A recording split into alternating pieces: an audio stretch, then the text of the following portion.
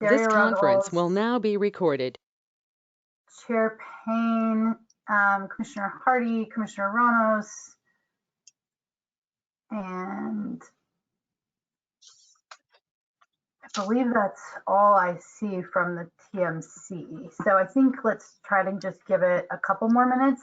So everybody knows we are planning to have some absences tonight. We have 3 folks who indicated that they were going to be absent for various reasons, and we did get warning on those, so we'd like to see a motion to excuse those.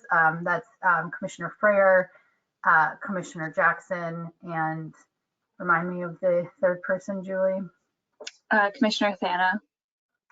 And Commissioner Thana, and then Commissioner Williams is going to be calling in. He is not in a location where he has good reception, and we just heard from Commissioner Rhea, who is planning to be here but may not be able to be on for the whole time due to just recovering from a health procedure. So let's just give it one more minute and then we can get started. Looks like Commissioner Williams and Commissioner Reyes have arrived, which is great.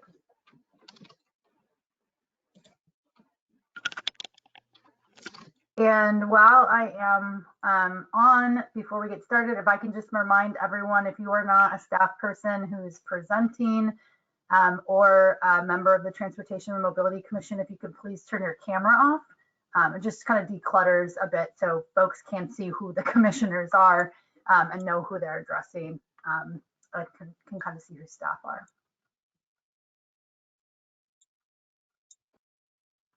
So I think the only commissioner that is unaccounted for at this point is Commissioner Valenta. Everyone else is either here or indicated they would not be here. Okay, great. Well then, I think Chair Payne, if you're ready, I think we can get going. Thank you. Hello, everybody. This is Chair Payne. Call this meeting to order. Tonight is September 7th, 2021. Welcome to the Transportation and Mobility Commission meeting tonight. We have a full schedule on the agenda, so we'll get started right away. We'll go ahead and take an official roll call, please. Julie, if you would be so kind. Yes. Commissioner Frayer, Commissioner Hardy. Here. Commissioner Herman. Present. Commissioner Jackson. Commissioner Raya. I'm here. Commissioner Ramos. Present. Commissioner Ruggles. Here. Commissioner Valenta. Commissioner Williams. Here. Commissioner Thana. And Chair Payne. Present.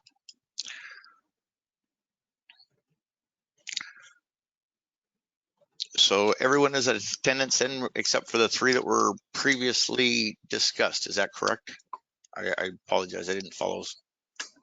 We have 4 absent, 3 that we knew about ahead of time, and 1 that I did not know about, Commissioner Valenta. Motion to accept the excused absences for the 3 previous calls. Yep, that was Commissioner Frayer, Jackson, and Thana. Seconded. Thank you. That was Commissioner Ruggles, Commissioner Payne. Yes, thank you. I was just looking to see who that was. I'm having a hard time seeing my screen here. I apologize. Thank you. We have a motion to our sorry. Motion to excuse those 3 has been seconded. We take that to vote, please. Let's see, Commissioner Frayer, not here, he's absent. Commissioner Hardy. Yes. Commissioner Herman. Yes. Commissioner Raya. Yes. Commissioner Ramos. Yes. Commissioner Ruggles. Yes. Commissioner Williams. Yes. And Chair Payne. Yes. Okay, I apologize about that. I'm back on track here. So moving right along, the minutes for the August meeting have been distributed. If there are no amendments, do we have a motion to accept the minutes for August? I make a motion to accept the minutes. This is Commissioner Ruggles. Commissioner Ruggles, do we have a second? I'll Williams, second second. it. Oops. We'll fight over it. Identify Sure. yourself, please. Williams, Commissioner Williams, second motion. All in favor? I'll call the roll. Commissioner Frayer, Commissioner Hardy, Aye. Commissioner Herman, aye. Commissioner Jackson, Commissioner Raya, Yes. Commissioner Ramos, Yes.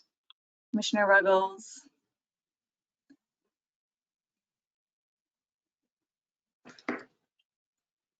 Commissioner Ruggles.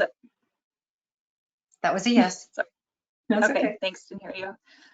Commissioner Williams Yes. and Chair Payne. Yes.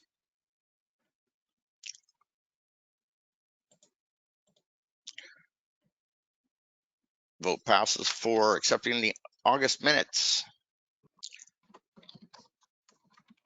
At this time, I'd like to read the preamble for tonight's meeting.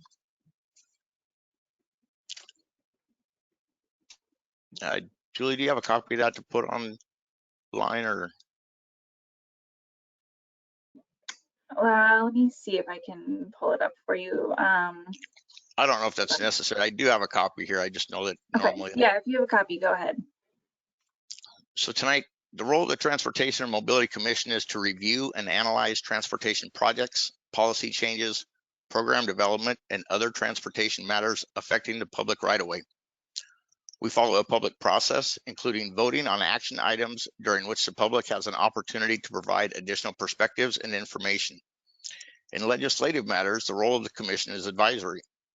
The Planning Commission may hold separate meetings to consider our recommendations and provide their own, and City Council may also hold separate meetings to consider our recommendation and make a final determination. The Transportation and Mobility Commission will conduct a meeting tonight and take public comments during designated times.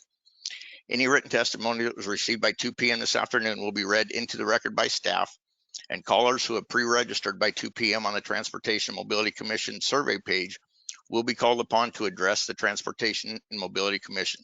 And I do understand we have some people signed up for that this evening.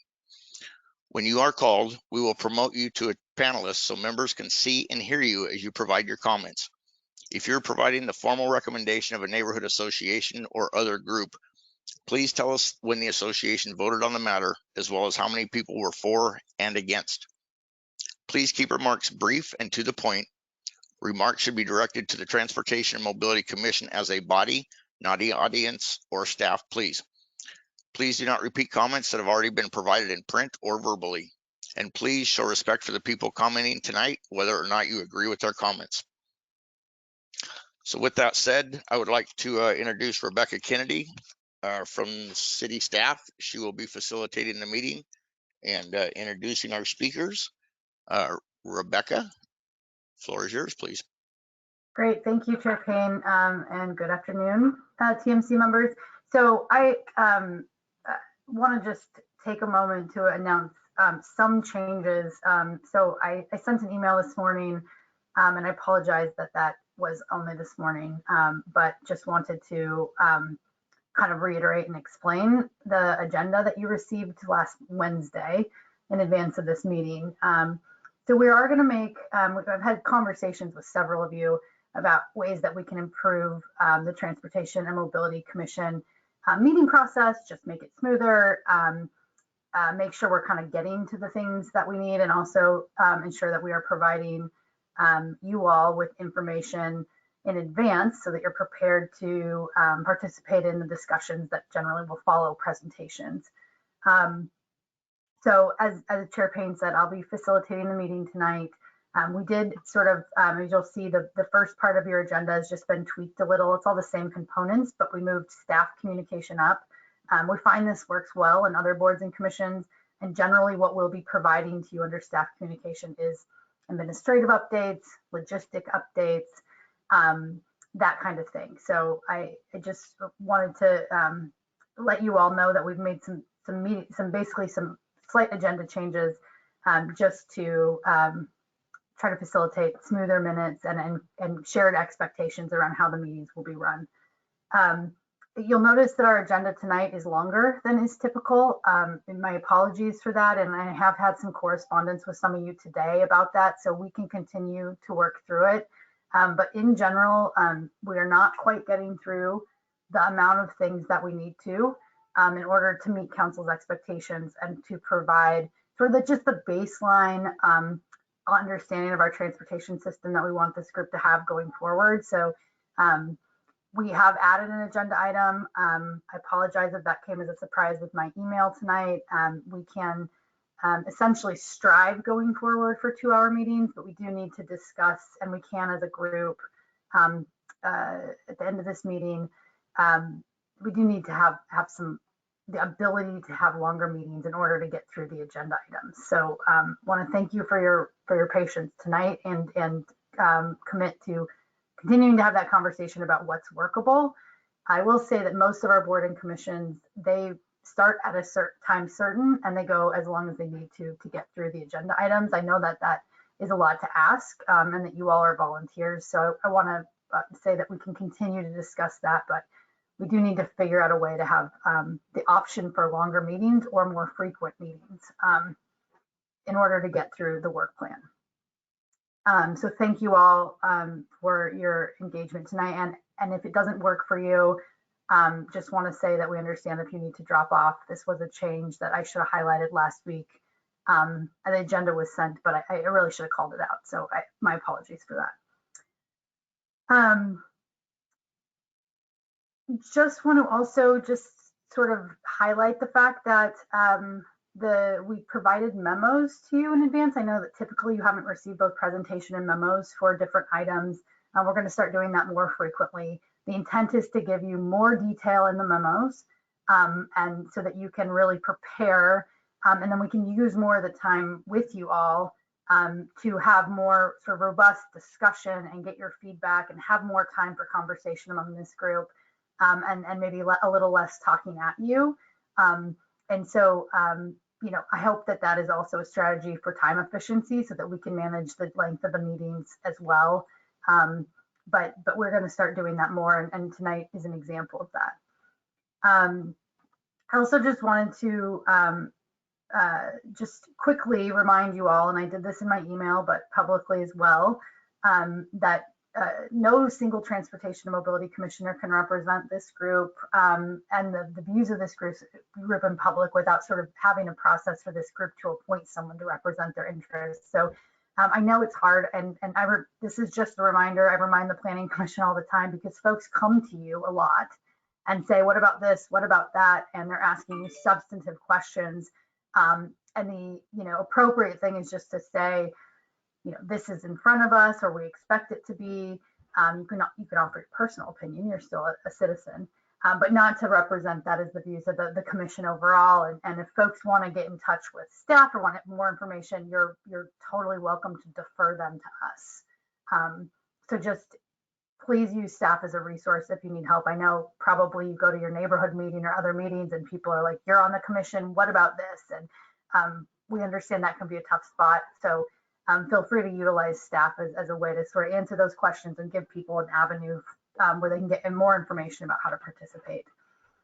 And then I wanted to just lastly say, I have received some questions from some of you about when the city might be returning to in-person meetings. And in the case of this group, starting in-person meetings because you have been all virtual the entire time that the commission has existed. And the answer is we don't know. The City Council actually just returned to all virtual meetings starting next Monday because of emerging and evolving issues related to the pandemic, which I know you're all aware of. So we will be in the fully virtual format for the foreseeable future going forward. And so Just wanted to provide an update to everyone on that. And then lastly, sorry, I said the last one was lastly, but I promise this communication won't be this long every time. But we do have 4 positions open that we're recruiting for on the Transportation and Mobility Commission. And so I just, I sent you a link to the press release and application materials in the email I sent this morning. Just want to encourage anyone who's on here and any member of the public who's listening, if they're interested, to think about applying, and encourage you all to share that information with community members that you may know that you think could bring lived experience and expertise to this group that would help inform our discussions in the future years. So with that, Chair Payne, I am happy to introduce the first agenda item, if that's okay.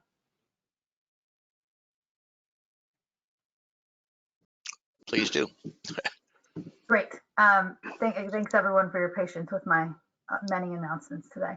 So the first item on our agenda is a values discussion on the transportation system plan update.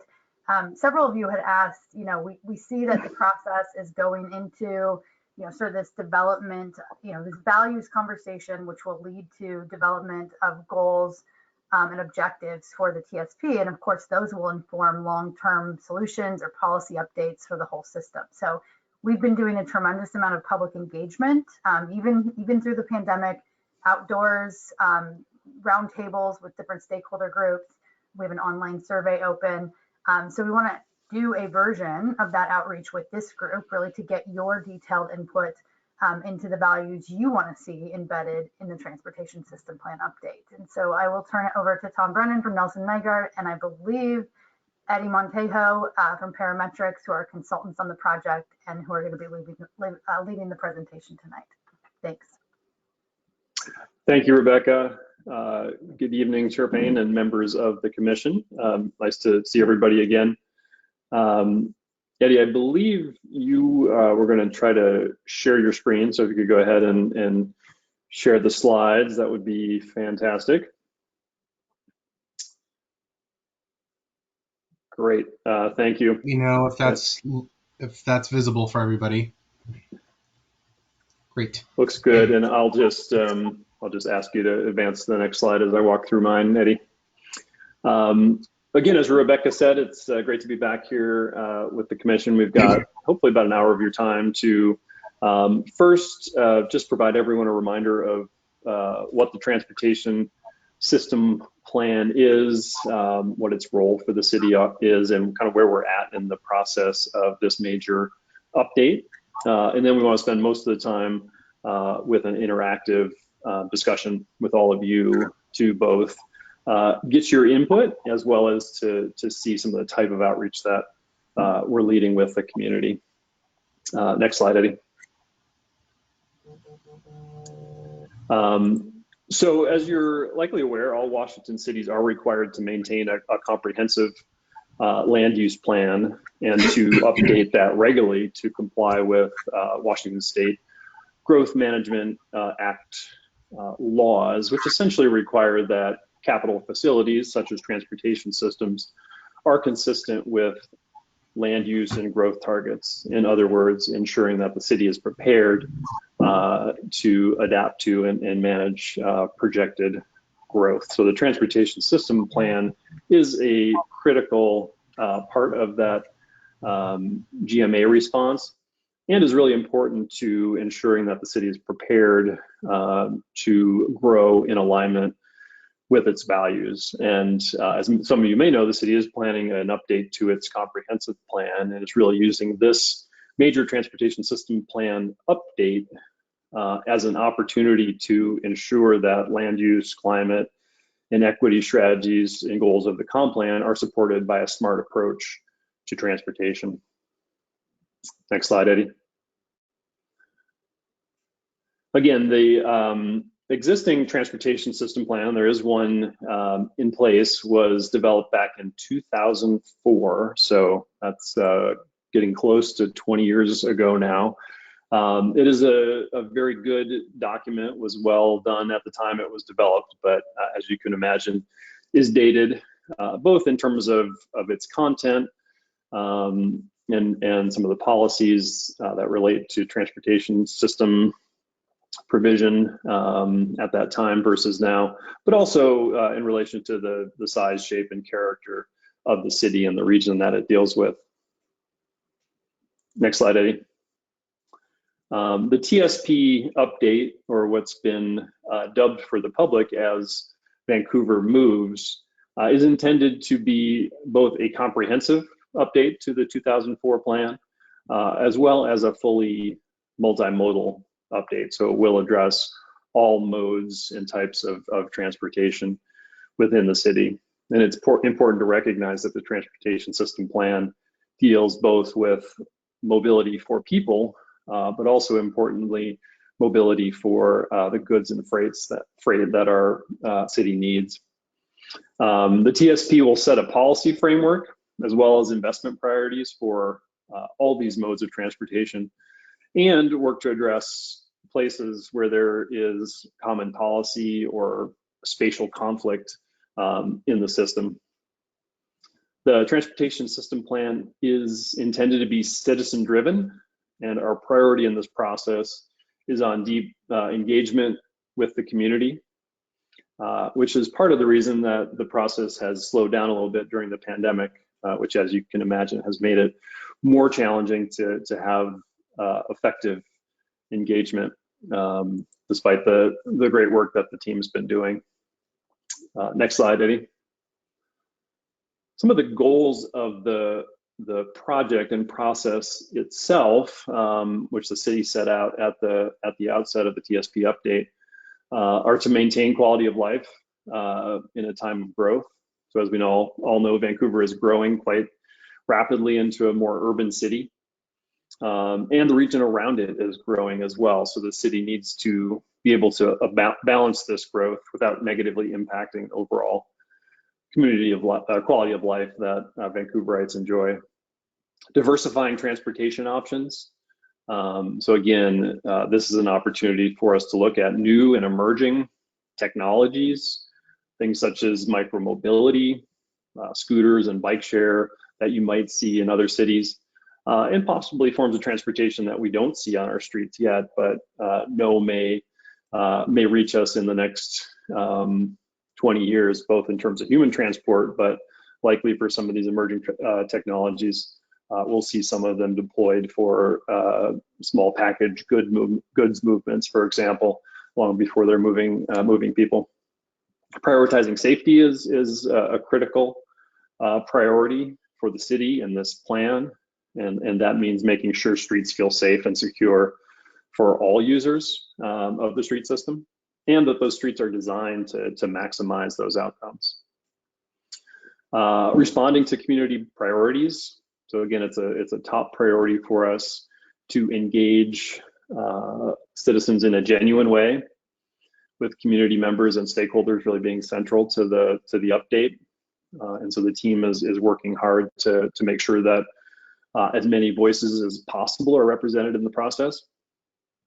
And looking to build support for multimodal streets. One of the things we know is that as the city changes and grows, there's a need for more people and more types of vehicles to share the street. So really thinking about how we do that effectively while serving everyone's needs.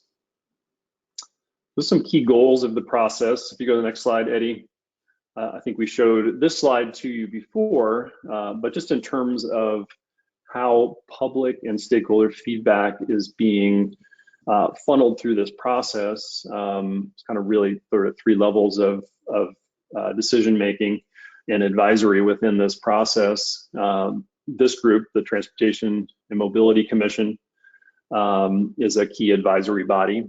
We also have formed a specific technical advisory committee for the TSP update that's largely formed by staff from various agencies within the city and surrounding county. We've got the project team, which is made up of both consultants and city staff that are managing the project and developing the plan based on feedback from the public and from this group and others. And then obviously your city council and planning commission form the leadership and the decision body that will ultimately review and adopt the TSP update. Next slide, Eddie. Just a little bit on the scope, and I'll go through this quickly as I know we've shared some of it with you. But over the last year, our team has been working hard to develop a public involvement strategy and begin to deploy that. So there have been a lot of community outreach efforts and tactics deployed, and we continue to adjust as our world changes here to do that effectively. We've done a lot of work really setting the background and the baseline, what we call existing conditions for the project. Those are really essential pieces of work to sort of shape the issues, opportunities, and set us up to think about solutions. We shared some of that with you back in the spring. And we're really in the process now of developing our goals framework as Rebecca described. We see this as probably one of the most critical parts of the process, because the goals framework really tells us where we need to go and how we choose to respond and build project priorities, programs, and policies that align with the community's desires. So once we've worked through this critical phase, then that's when we get to start developing the actual projects and programs and policies that will be the heart of the TSP update. We'll follow that with an implementation and monitoring plan to make sure the city's tracking progress on the TSP actions over time. And then we'll move into the final TSP update. There are a couple sort of special implementation related items that are part of this update. One will be to update the street standards for the city in alignment with the TSP update. So that really thinks about sort of the physical design of your multimodal streets. A strategy for tracking data that can help monitor the success of the TSP. And then some specific policies around pedestrian crossings on Vancouver streets. So if you flip to the next slide, Eddie, this is sort of a high-level outline of the work that we're doing. Most of those circles sort of represent those key scope phases I talked about. Again, we are at the point now where we're collecting community input on values in order to inform our vision, our goals, and key outcomes that we arrive on through that work. And that's kind of a quick update. And so now we'll move to the next slide, Eddie, and this is kind of the framing for our activity that we want to do with all of you this evening.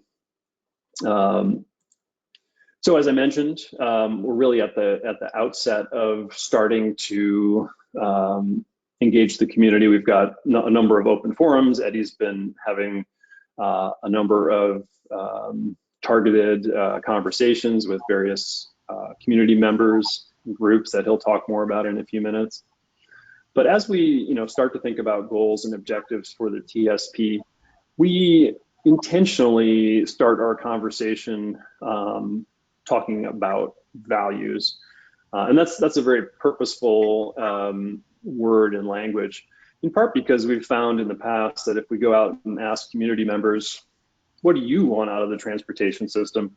We tend to get fairly individualized responses, and naturally so. You ask your neighbor what they want, they're going to say, well, I'd love that pothole in front of my house fixed, or I'd really love it if I could get to work in 7 minutes every day instead of the 15 that it takes me. And those are certainly very valid inputs, but for a community-driven, future-looking plan, we really want to understand what the shared community values are that organize people's thinking around how the city invests in transportation. So by talking about values, when you hear the word values, I think people tend to relate to the community that they're part of, be that a geographic neighborhood or a cultural community or an ecumenical group. And what are the things that really matter to community or the city as a whole? So that's why we start this conversation with values. And if you go to the next slide, Eddie, I think we wanted to just sort of demonstrate how the input from this values exercise works itself through the plan. So we ask community, we ask you about key values. Those inform us about our goals, and our goals are really how do we intend to act on those values in a purposeful and measurable way. And then the solutions, the actual content of the plan, the projects, the programs, the policies, those are really statements of how we intend to achieve those goals. So just as per a couple examples here, if you flip to the next slide, Eddie. Say that earth friendly is a value that the community selects. That's one of the options in the exercise that Eddie's going to take you through. So what might a goal that reflects that be? Well, to reduce greenhouse gas emissions to help reduce the impacts of climate change. So that's our goal. Solutions around that might be to prioritize active and sustainable modes on our street. Actions around that might be to increase the use of electric vehicles and set policies and strategies to increase the overall share of electric vehicle use in the city. So again, we just wanted to, I think, provide you some clarity around how this exercise that Eddie's now going to walk you through helps to inform the work that we're about to engage in. So with that, I will turn it over to Eddie to talk a little bit about how we're going to get you involved this evening. Great. Well, thank you, Tom. Hopefully everybody can hear me, but like Tom prefaced, we are going to test one of the activities that we've been doing with community members over the last few weeks with you all tonight. So I'm really excited about it. And I do have a link that I'm going to put in the chat, so things are going to get a little bit clunky here for a second while I figure out the technology. But I was hoping that we would use something called Google Jamboards tonight. And if any of you have any experience with it, it's essentially kind of a live whiteboarding tool on the Google Suite that will allow all of us to provide feedback on a wheel in a way that's kind of cool and interactive. So let me share this to everybody in the chat. And also recognizing that folks have different comfort levels with technology, I'll also pull the board up and facilitate your feedback live as well. So let me pull that up next. Just make sure that looks good. Okay. All right, can everybody see the slide that says transportation values? I see several people are in the Jamboard, which is great news. It means it's working. All right, and is there anyone that is struggling to either see my shared screen or accessing the link?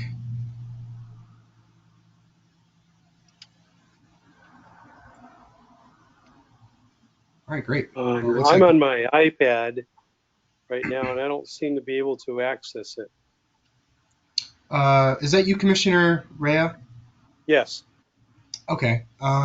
Let me double check and make sure that the sharing capabilities are set. But if it doesn't work out, I can just take your feedback live here with the group and do it kind of like we would in person. So let's see. Thank you. Anybody? Yeah, no problem. So anybody with the link can edit. So this should work. I'm not having success with getting this link to fire up.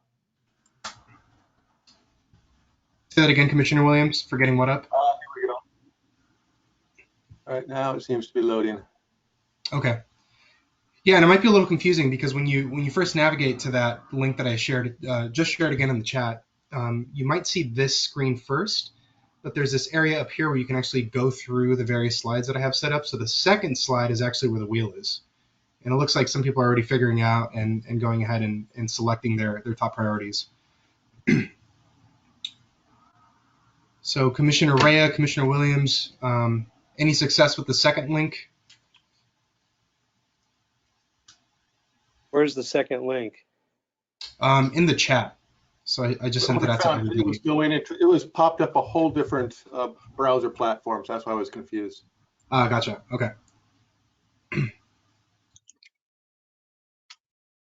And again, commissioners, if it doesn't work out in this way, I can just do There's it no, for everybody.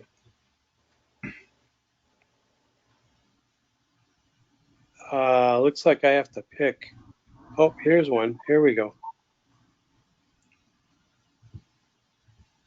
The last one I sent was at 4:34, so that should be a winner. And we can keep troubleshooting, but just for the sake of moving forward, I just wanted to introduce the exercise. So, like Tom was saying, we've done some. We had the opportunity to do some in-person outreach recently over the last few months. I think those opportunities might be shrinking now, given the changing COVID around climate, or excuse me, the changing climate around COVID.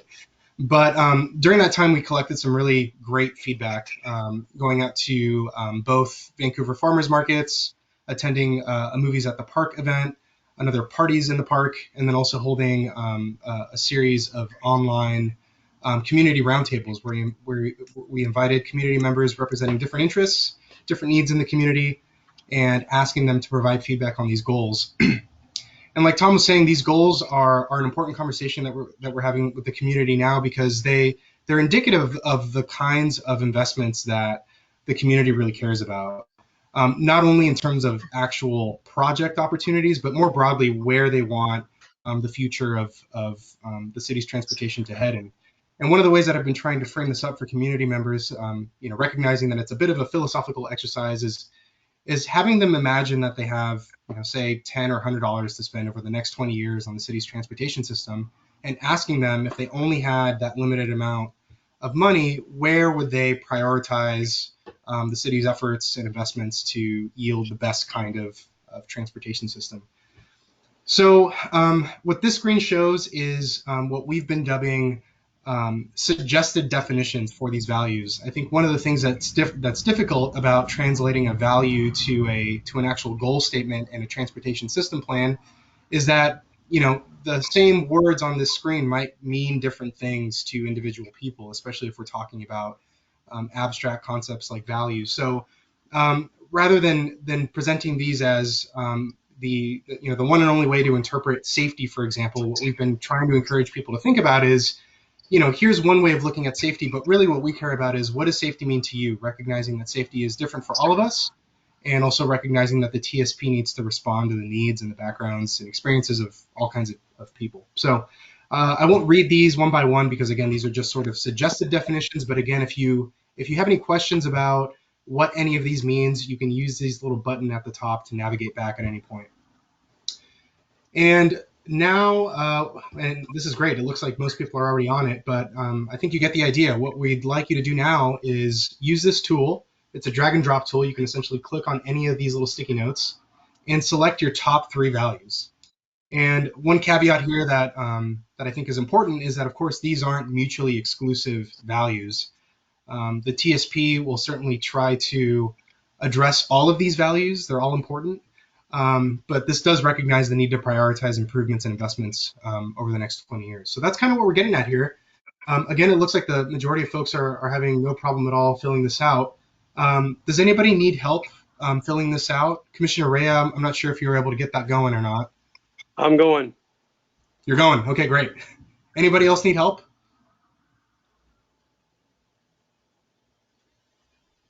Okay. Just leave a little more time. So with the different colors, I'm a little confused about that.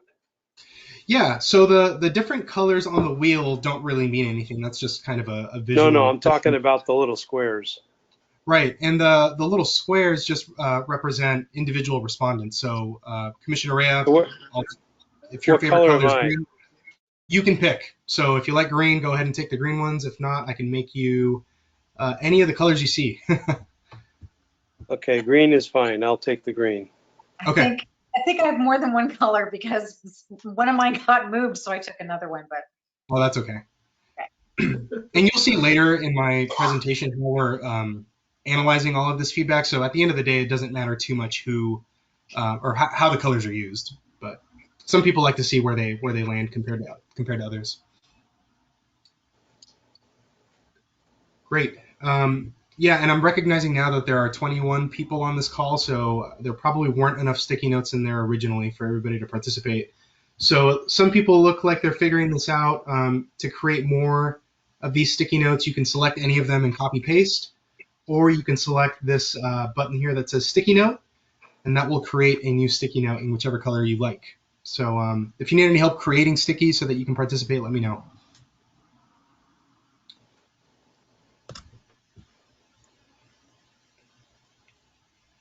And Rebecca, unless the timing of the original agenda hasn't changed, I believe we have until 5:15. Is that right? That's correct. Okay, so yeah, I'll make sure to leave enough time for everybody to get their thoughts in. I'm just going to move these around a little bit so that we can read the results.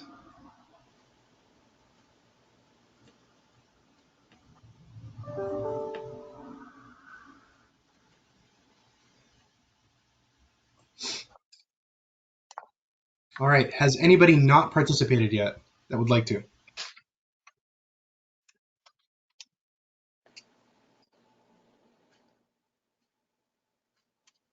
Okay, great. Well, this was a very swift filling out of this wheel, which is exciting. The rest of the time was really reserved for just talking about this.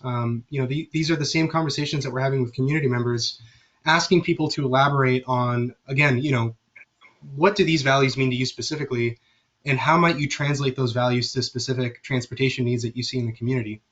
So perhaps for the next 20 minutes or so, we can just have an open conversation, and then I'll share some results with you. But in the meantime, I have additional boards set up over here to capture feedback. But I find that it's nice to just kind of try to do everything here to the extent possible. So I will just start a sticky note, and I would love to open it up to anybody that'd like to make a comment.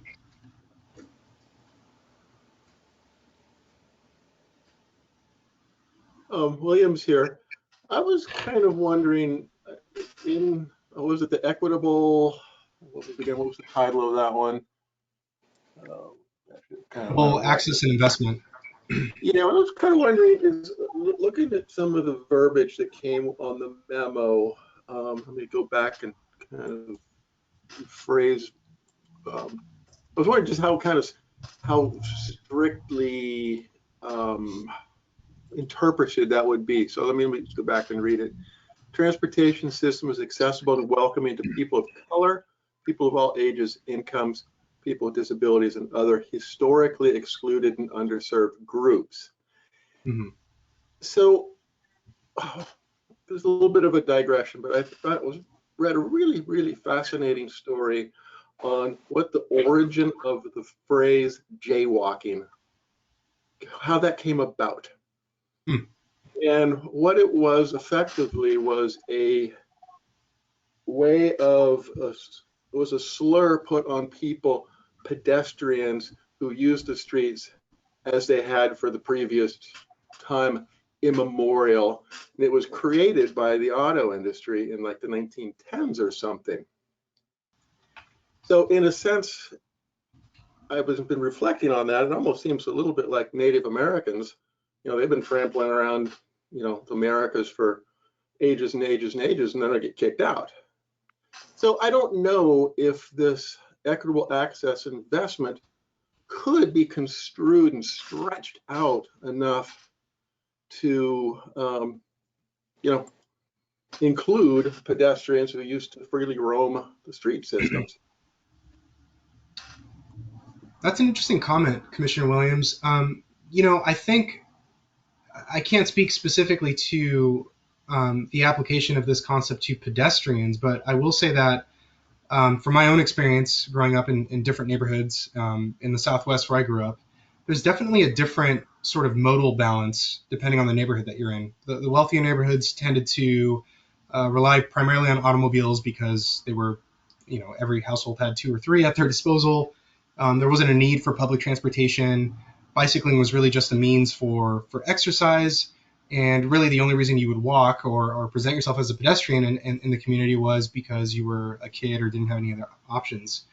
Conversely, I grew up in neighborhoods where walking was absolutely a primary means of getting around.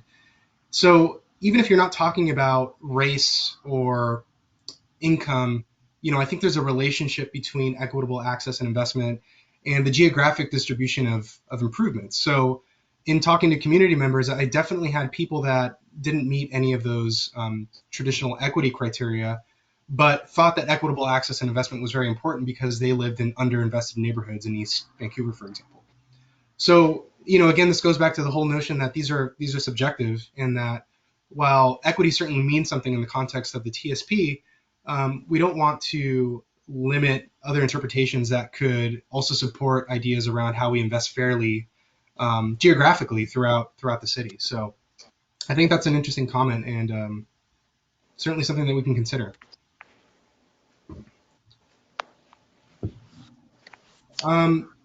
Maybe I'll try to. Oh, yes, Commissioner. Commissioner Rea here. So as an adjunct to that conversation, if we have many ways of getting around, it allows people to, let's look at different modes of transportation.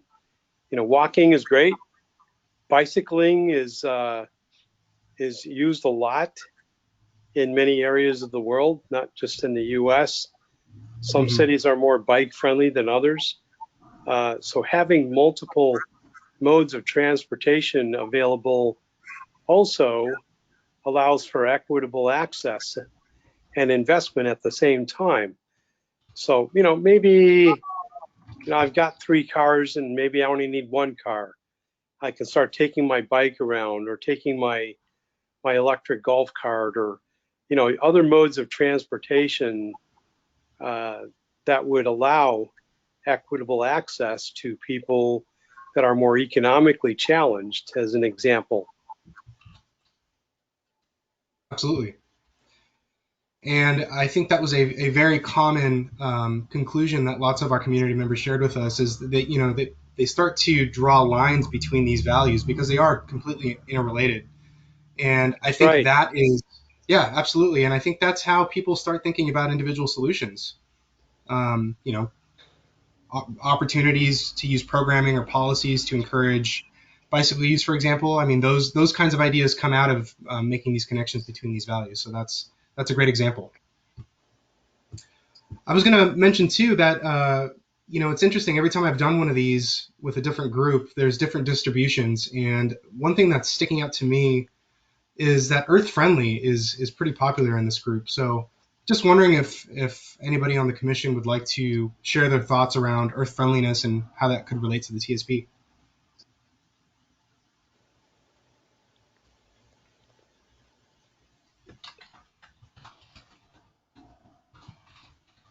Well, Eddie, I'm not sure exactly how to articulate, but to me, Earth Friendly has to do with the latest, most pressing issue of our day.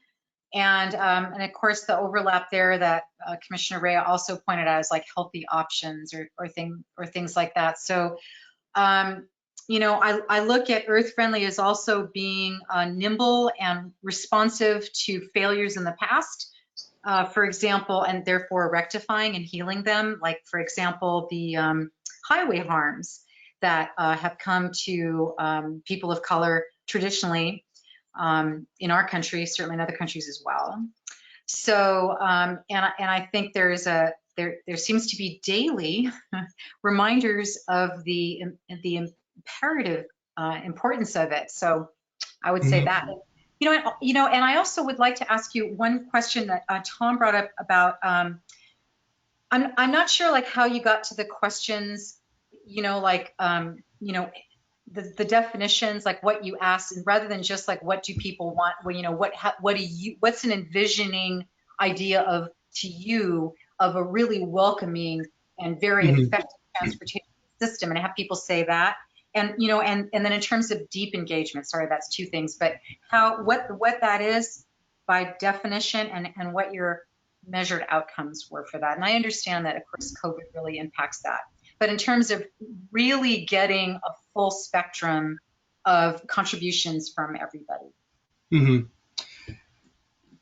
Thank you, Commissioner Ruggles. If I'm following your question, I think it's kind of a 2 or 3-parter, right? So the first is just how we had those deeper conversations with community members about what these values mean in the first place, right? And making sure that we represented a wide range of perspectives in our collation of outreach. My response to that is that, again, I think it's really important when talking to community members about this, or it has been, that we frame up how these measures can be interpreted very, very differently. For example, in the same community roundtable, I've had individuals who conceive of safety as the ability to drive safely through town. And in the same meeting, there's other people that for them, safety is the ability to stand outside and wait for the bus and not feel in danger because of the color of their skin or the lack of facilities in their neighborhood or whatever it may be. So safety can mean very, very different things to different people. So I think building from those conversations, it allowed us to hone in on different groups that were potentially misrepresented or underrepresented, not only in this process, but historically. So for example, we had a dedicated roundtable to members of the disability community, specifically the blind and deaf community. And that was a very eye-opening experience for me because, again, practically every single one of these values meant something different to that population than it did to the population at large. So I think this has been kind of a moving target in the sense that we're limited to online engagement, or at least have been, and have had to kind of take that approach, doing this enough times with the community, finding a thread or an interesting story, and then trying to find more people with similar stories to make sure that we're hearing those voices. Does that at least partially satisfy your question or your comment? Yeah, thank you. I know I sort of bridged off on a couple of things there because I had wanted to ask Tom that, and we moved on. But also, okay, so a little bit also, there are certain things that are non-negotiables and are already a foundation to build upon. I don't think anybody would disagree about safety, however they decide that they're going to define it, whether it's safety for all, in other words. And so when I look at something like this, it's like you would never, nobody would say, oh, well, safety is not one of the top values. And so if you only have 3, it's kind of sets up this, it's like, to me, it's like, oh, it's like a basic car, right? You're going to have tires and you're going to have a steering wheel and you're going to have, so to me, it's like, so safety, reliability, and affordability, or whatever those 3 things are a given. Those come right off the factory. And so then maybe we can dig a little deeper about what these other things are and how they overlap and how people envision those. Because the reason why I say that is because of that sort of binary idea that it's like, oh, well, you can't have this if you have this. And so that kind of, right. That doesn't, that feels kind of like anxiety provoking. It's like, oh, you can either have safety or you can have equitable access. It's like, wait, no, we need both. So not sure how that informs this process, but that's something that comes to my mind. That's a great comment, Commissioner Ruggles, and that's actually a conversation that I've had over and over with folks. Lots of people have had that comment. For example, supports the economy. I've had so many people say, why is that even on there? Why would the city ever invest in anything that didn't support the economy or safety? Why would they build a transportation improvement that wasn't safe or that was easy to use? And I think that's an astute observation. And I think the conversations that have flown from that are, well, assuming that some of these are givens and non-negotiables, as you phrased it, what's really going to move the needle? What are the real needs in the city? And what's really going to make this TSP different and impactful in your community? And that gets people really thinking, well, it would be great if there was a shuttle service to take me to, the local college. Or it would be great if I could afford Uber and Lyft because I cannot afford to spend an hour in transit because I live in subsidized housing. I have limited vision. I'm a refugee, and I literally don't have any other options. I mean, these are actual stories that I've heard from people. So I think you're hitting on something that's really, really important, which is that you're absolutely right. Some of these are just givens, and it's useful to hear people's orientations around these values. But I think what is really going to make a difference is what moves the needle and what really makes the future of Vancouver's transportation system consistent with the kind of community that Vancouver wants to be, right? So, yeah, great comment. I appreciate that. And I was just going to note as well that it seems to me like the top ones in this group are earth friendly. So we talked a little bit about that. Safety. And it looks like the others might be a little split. Have to calculate these to see what the actual breakout is. But does anyone have any comments on safety? I think that's an important one. And you'll see in a second, maybe after this, I'll go to the next slide and try to wrap up. But safety, again, is highly up to interpretation and means different things and can have different implications in terms of investment. So I'd love to hear some thoughts on your selection of safety. Commissioner Hardy. Go ahead, Commissioner. I took the Red Line Max to Gateway today, and then I took it to, actually went to Park Rose also, and then I went to the transit station, and then I took the bus home to close to my house, and I walked. And if I take Lyft or have someone drive me from my house in non-commute time takes about 15 minutes. And that took me an hour and a half. And what I noticed is that you wait a long time for transportation or a bus or something, and then you get on and your actual time on that transportation can be short.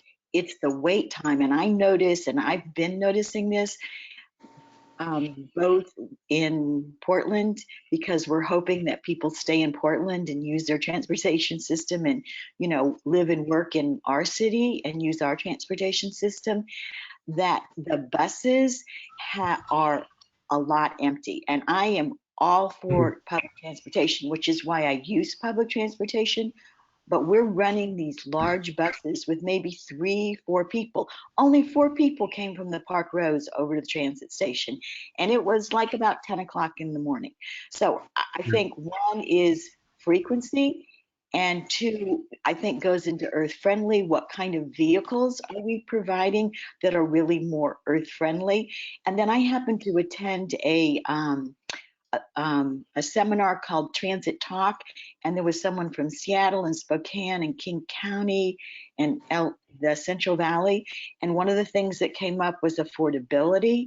And they were talking about fare boxes, and it would be interesting to know how, if we are meeting the needs that we have from fares to provide affordable transportation, or if it's part of our taxes, because how is it we provide affordable housing? And then I happened to talk with a man who lives in Portland and takes the bus every day over to Vancouver. And he said, C-Tran is very safe. He said, but when you get over into Portland and you're riding the TriMet, he said, it's a whole different story. And I could go into the examples, but the homelessness, bringing on animals, the people, going to the bathroom on the trains, the loud music, and so I got a firsthand experience today of actually using transportation for what it's like for many people. Thank you, Commissioner Hardy. And I think in your comment, Commissioner, you hit on several themes that we've also heard a lot about from the community. Not only were you discussing safety and some of the challenges associated with linking different trips together, but there's also this element of regional connectivity. And we've heard from lots of people that one of the biggest opportunities that Vancouver has is really thinking of ourselves not only as residents of one of these respective cities, but really of the region as a whole. Economically, we already know that we're highly linked. Culturally, we're linked. And now that there's an opportunity to better link together these communities using transportation infrastructure. And I think that's a great example. Some people don't feel safe using transit in one or either place, even though it's a shared network, and it ought to be. And I have another concern because we are really striving to have live, work, play 20-minute communities. And in order for that to be successful, we have to have affordable housing. And I'm not talking about affordable housing for homeless because we're really kind of working on that. You know, we have a long way to go, but I'm talking about affordable housing for people that are, you know, are workers, say like $15 to $25, $30 an hour. We've created the downtown, so it's really not affordable for people like that. So they can come into the downtown and work, but they can't live in the downtown. And now we're creating, you know, may approve the Vic rezone and the other development over near Presco on 192nd, and that could be 400 units. And how many of those units will be in the affordable range for the workers who actually live there? So while we're planning transportation and for it to provide for people that are working, if they can't live where they're working, then I think we're sort of defeating our purpose. So I really see providing affordable housing to the working range group is extremely important. Thank you for your comment, Commissioner Hardy. So I would offer, this is Williams here, offer a thought about on safety, kind of why I marked it up so high, is one could decide, hey, for climate change and multi-mode stuff, we're going to paint Shero symbols on every blessed street in this city, and then pat ourselves in the back, well done. Sheros are everywhere. We are a bike-friendly community. And I would argue that that is nonsense, that bicycles in a vehicle lane is an inherently unsafe activity, and I personally try to avoid Sheros because they're so dangerous. So that's kind of what pops up for me. That's one of them. The other one, Vancouver is not unique that to be a cyclist or a pedestrian is a risky business.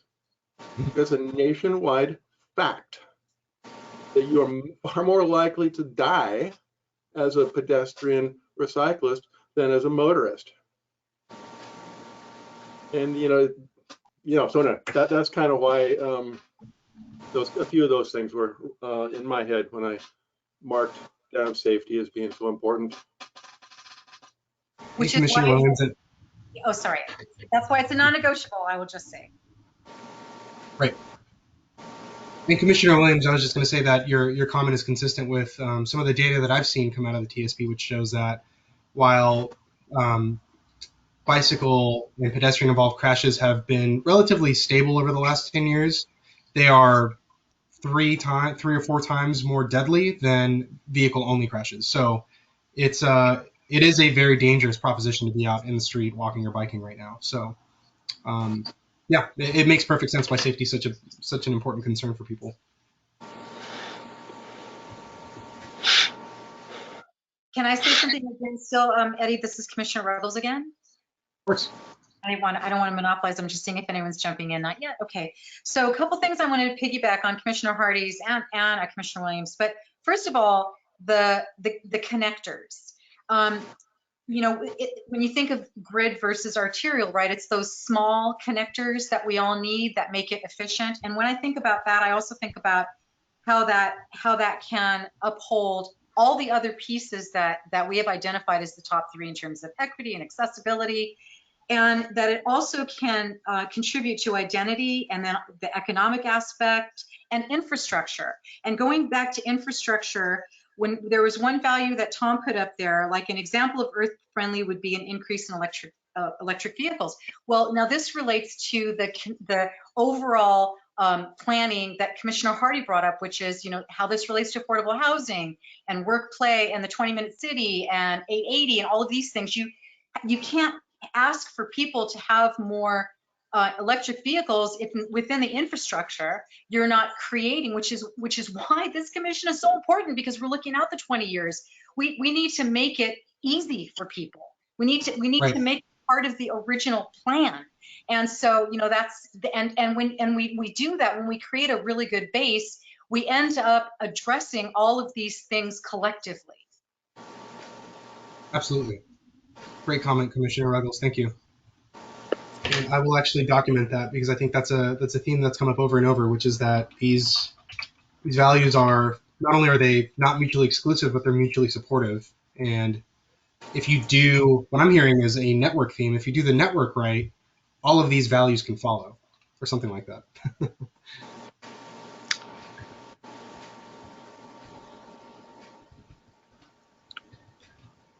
Okay, well, if last call, if there's any comments, and then I'd like to share some of the results from all of this engagement that we've been doing. Commissioner Hardy, do you have something? Yes, I also talked with a bus driver at the Gateway station, and I asked him about ridership, and I realized that's Portland, but I see the same thing in Vancouver. And I asked him if they had a dramatically reduction in ridership during COVID, and he said yes. Mm-hmm. And so I think, yes, we're looking at long range, but how do we get, what do we set up for long range in future so that we can re-engage those people that were riding and, make it something that they really want to participate in as we move forward. Commissioner Hardy, this is Rebecca. I just wanted to say thank you for that point and provide a little more data, which I think relates to this sort of broader conversation, but just we've looked at where we've seen the largest ridership decreases and where we have seen very little. And the lowest ridership decrease has been during COVID is on the Vine BRT line, which I don't think coincidentally runs through our most transit dependent communities, but is also the most reliable service and comfortable service and frequent service that we have in our system. So just wanted to make that connection that we've seen really big differences in how ridership has changed, but there does seem to be a connection, one, to transit dependency, so you don't have another option, so you're still riding, and the frequency and reliability and the comfortableness of the service. So just the observation that I've had. May I toss in a comment? Of course. Commissioner Rea here. I used to travel internationally a lot. I mean, a good 150,000 miles a year in the air, and a lot of foreign travel included. So as an example, I used to go to Paris at least twice a year. And when I went to Paris, I never thought about renting a car. I used their public transportation system, and I figured it out, and it was inexpensive and easy to use, and it was safe. To piggyback on some of the things that Commissioner Ruggles has mentioned, when I've gone to other foreign countries in Asia or all over, really, it's been the same thing. I don't think about renting a car unless I'm in a rural area where it's just not, the public transportation is not convenient. Our mindset needs to be changed. And I think making it affordable, making it easy to use, making it so that the pain of using public transportation is less than the pain of using your car, we're not going to get a lot of traction. And we're a little bound here because, if you go to Boston or New York City, some of the major metropolitan areas where they've had decades and decades of experience with public transportation systems, people are used to thinking that way. This is not a short-term thing. We have to be committed to providing the systems, the alternative systems to car transportation, and making them available and affordable and accessible and timely, all the things that we've been talking about here. We're a little bit challenged in Clark County specifically because we don't have the dense populations like you do in Chicago or New York or Boston, places like that. But we can still make some progress in this area. Thank you, Commissioner Rea. I think that's a really astute point, and something that I talk to with my transportation friends about all the time. You can have a great system that operates at a high level of service, squeaky clean, all that stuff, but there's still a psychological leap of faith that some need to make before they actually get out of their cars and take a different option. So how you get there, I think is a combination of smart policy and investment, but I would agree with you. We're not quite there yet, at least not on the West Coast. And I think, a lot would need to happen before we could really get there. I think, like you mentioned, land use and density is a factor. COVID is now a major factor, but, I think these conversations can help elucidate some of those challenges so that the TSP can propose smart policies to try to overcome them. So great comment. I appreciate that. Can I add one thing to that? This is Commissioner Ruggles again. Promise this will probably be my last, because Commissioner Rea brought up something that that reminded me of something I meant to say, which is beautifully illustrated there, which is the possibilities, the imagination. If that mindset has to do with understanding, I mean, I don't think we're going to have rickshaws necessarily in downtown Vancouver, but this idea of possibilities and letting people imagine and coming up with, like, for example, I sent my fellow commissioners 2 different trolleys. So they have the idea of a trolley, which has this adorable identity. And Vancouver used to have one of the oldest trolley systems, and that would be a great feeder or a connector, but it's a bus. And they had one that looked really old fashioned and one that was super modern looking. And I thought, wow, that's so cool. I never even knew that existed. So to be able to, maybe not as well traveled as Commissioner Rea, I got to go to Paris twice a month. Unbelievable. But, to give people this opportunity to imagine. Absolutely. Thank you, Commissioner Ruggles. Yeah, and I actually maybe I'll close out this phase and move on to the final few slides with a quote from one of my college professors. He was trying to explain to us what sustainability was all about, and he said something to the effect of, it's not about taking people's cars away and telling them they have to eat tofu and all that. Sustainability is really about options, and it's about giving people alternatives to meet their needs. So I think, the sentiment that you just shared hits that right on the head. It's not about taking things away or making things so uncomfortable that you just have to take the bus, but it's really about letting people imagine what the world could be like, what the city could be like. And, it could be fun. It could be things like trolleys and stuff like that. So when absolutely. they don't need their cars, they'll get rid of them. Right.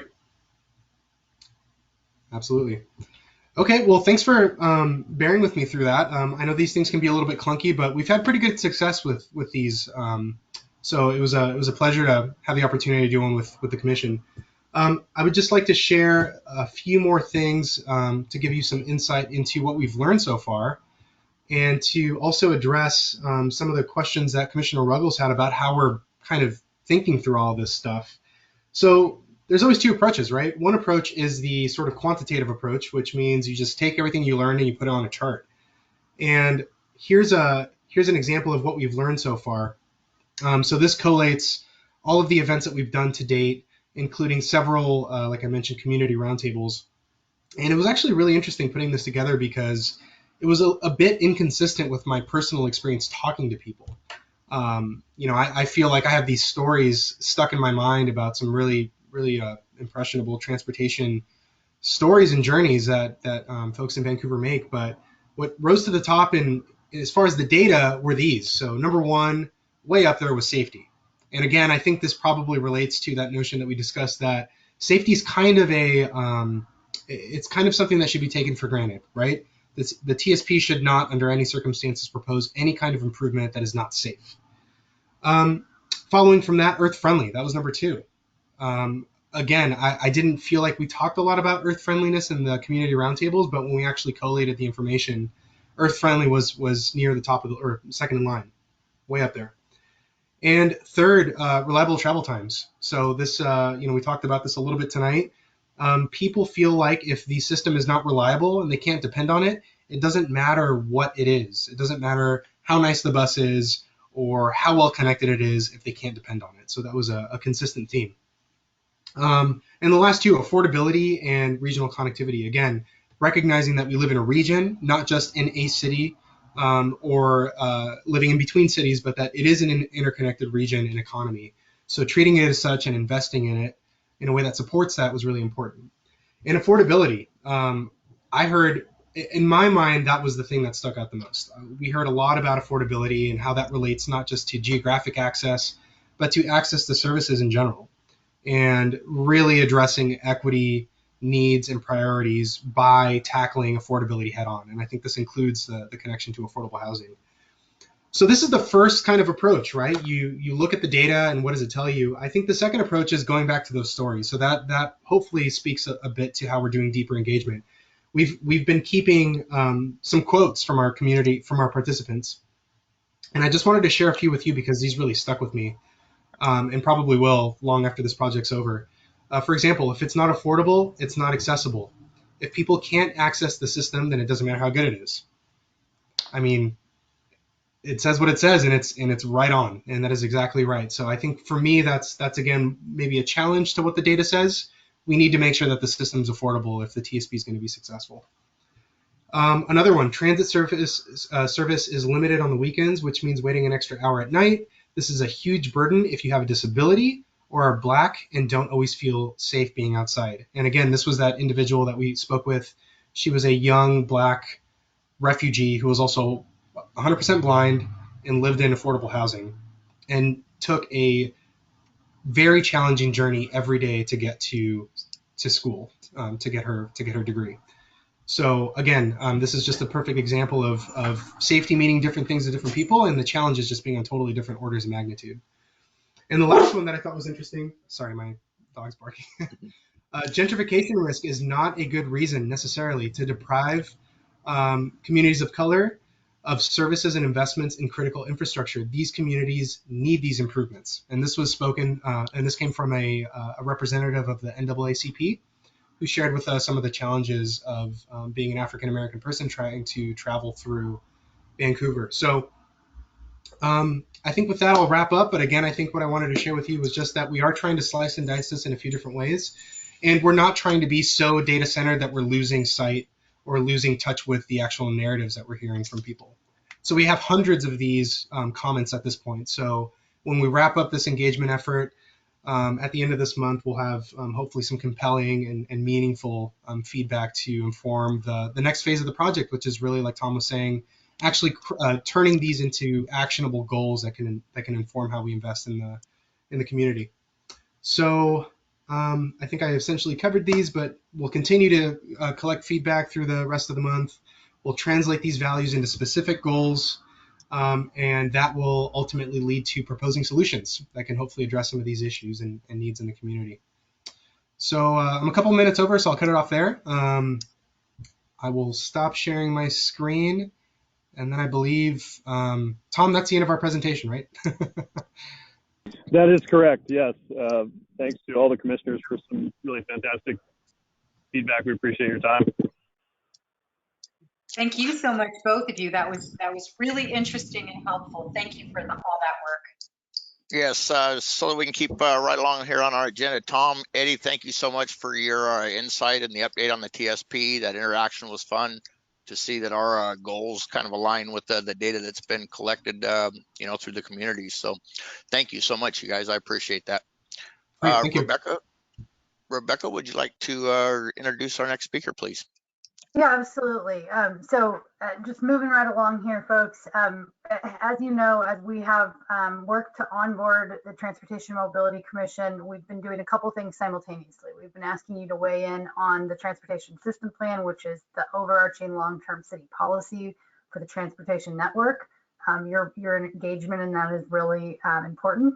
At the same time, we've been trying to provide a series of sort of educational opportunities for questions and information to be shared with you, which will gear you up for other action we need you to take related to capital projects, related to other aspects of our system beyond just the policy perspective, the policy and framing that you're getting through the TSP. So to that end, I've asked Ryan Laposa, who's a streets and transportation manager within Public Works, manages a very large group of staff that oversee, frankly, all of the transportation implementation that we do largely, to come and tell you about the different sections. The purpose of this is informational, but we really want you to answer question. And it looks like he's going to go answer a question right now too. But we really want you to be able to ask your questions and sort of get this baseline understanding of what are the different sections within streets and transportation, how do they work together, who does what, because people from those groups will start bringing you projects to look at in alignment with the ordinance that council adopted establishing this group. So that could be a complete streets project coming out of transportation planning, but it could also be a major capital investment in a roadway that we want you to weigh in on design. It could be a major capital investment in ADA access improvement, and we'd like to get your feedback. So anyway, I'll turn it over to Ryan from there, but that's the purpose of the presentation tonight, and we will, I believe we're planning to have a good amount of time for questions. So thanks, take away, Ryan. Thanks, Rebecca. Good evening, Council or Commission, excuse me.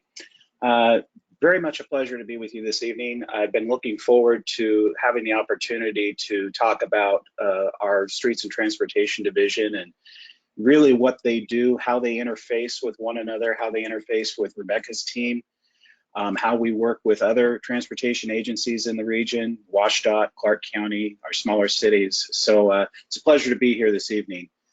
Julie, can you take us to the next slide, please? So tonight I wanted to just talk a little bit, I want to give you a few factoids about our transportation system, talk a little bit about the overall organizational structure of the Public Works Department, which is where our division resides, and then we'll drill down into the division itself, talk a little bit about our budget, you know, and what we work with, and then really get into the meat and potatoes of what each section within the division does, and of equal importance, how they interface with one another, because that's really strategic to how successful this division has become. Talk a little bit about how we also interface with other departments and agencies, and then from there, really just open it up to questions and discussion. So take us to the next slide, Julie. So a few tidbits of information that you can stick in your hip pocket and impress folks at parties when we are able to have parties again. We have about 1,900 lane miles of streets. We have over 640 miles of sidewalks. We have about 10,500 curb ramps, almost 270 traffic signals, over 20,000 street lights, and an annual operating and capital budget of about $40 million. And we do all of this with about 50 people that work in the division. So the ratio of people to stuff is pretty interesting, but we do manage to do a pretty good job of getting things done and taking care of our assets. Next slide, Julie. So this is, I will state right off the top, this is not meant to be read or understood, because there's just no way to get this big of an organizational chart onto a slide. But this represents the overall organizational structure of our Public Works Department. So we have 4 major sections, our operations section, our environmental section, our engineering section, and then our streets and transportation section. And the streets and transportation group is the one in blue on the left-hand side. But this just kind of gives you a snapshot of all the different sections within Public Works, all led by our department director, Jennifer Belknap-Williamson, and kind of where we fit in. So if you go to the next slide, you can get a little bit closer up view of streets and transportation. And again, still not something you can read very well. If folks are interested in seeing this, I can always email you a PDF of this organizational chart, and you can zoom in, zoom out, and see where everything sits. But this is the makeup of our section, as well as our finance and asset management section, which is the folks in gray. We've included them because we work very, very closely with them on our finances and our GIS needs. And so this just gives you a kind of a snapshot. So let's go to the next slide. So this is the budget. So we have like I said earlier, we have an annual operating capital budget of about $40 million. That was the 2020 program. That was down a little bit from normal. Normally we're a little closer to 50 million. We were down obviously because of the pandemic and because of some projected revenue shortfalls. So A good chunk of this budget is provided by the general fund, about $13 million. Our street funding strategy provides about $8 million. And then there's just a number of other pieces of the pie that help to get us to that $40 to $50 million. Developer contributions, traffic impact fees, business license surcharge, motor vehicle fuel tax, et cetera. So that we really take advantage of a lot of different funding sources to get us to where we need to be. Next slide, please. So this is an expense side of the equation, and so the lion's share, 68% of what we do, is in our operating section, and so that's taking care of our systems. That's our just our folks out just taking care of the streets. Doesn't include our pavement management program, but it's just our folks out taking care of things, replacing signs, replacing lights, just keeping things in working order. The second biggest chunk is our capital program, which is our reconstruction projects. So projects like Southeast First, Northeast 18th Street, all those projects that we talked about in the transportation improvement program, that is our capital program. And then the third largest is our pavement management program. And like I said, in 2020, that program was down by about $5 million due to the pandemic. So normally our pavement management program is closer to 10 to 12 million. And then we do have a small chunk, what we call debt service. So back in the late 2000s, we were borrowing a lot of money to keep our capital program afloat. This was before the street funding strategy came online, so we were issuing lots of bonds and amassing quite a bit of debt. So we still pay out about $3.5 to $4 million a year to pay that debt down. However, as we pay those debts off, pursuant to our street funding strategy, we are reinvesting that annual debt service back into our program. So that money will not go away once those debts are paid down. Next slide. So this is just a different way of looking at revenues from the past as well as into the future. Where we expect to be, over the next 6 to 7 years. A gradual uptick just due to inflation. But again, just kind of a layering of the different sources of dollars that we use to fund the transportation program. So again, a major piece of that is the general fund, the street funding strategy, and then those other sources, that motor vehicle fuel tax and real estate excise tax. Next slide. So this is one more picture, again, how we look to the past as well as to the future in terms of how we're spending those dollars. Obviously, the most unpredictable part of that is our capital program, because it's often hard to predict exactly when you're actually going to get a project to construction and when you're going to be spending considerable amounts of funds. As you can see, our debt service, we did take a little bit of a dip in 2020 because of the pandemic, but we're back on track to continue to pay those debts down and eventually get to zero there.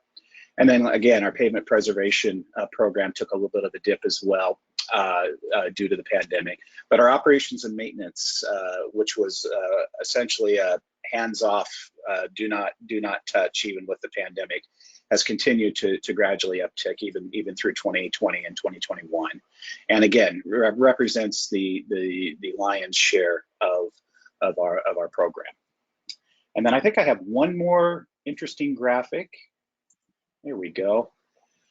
And so again, the key to this graphic is the grants.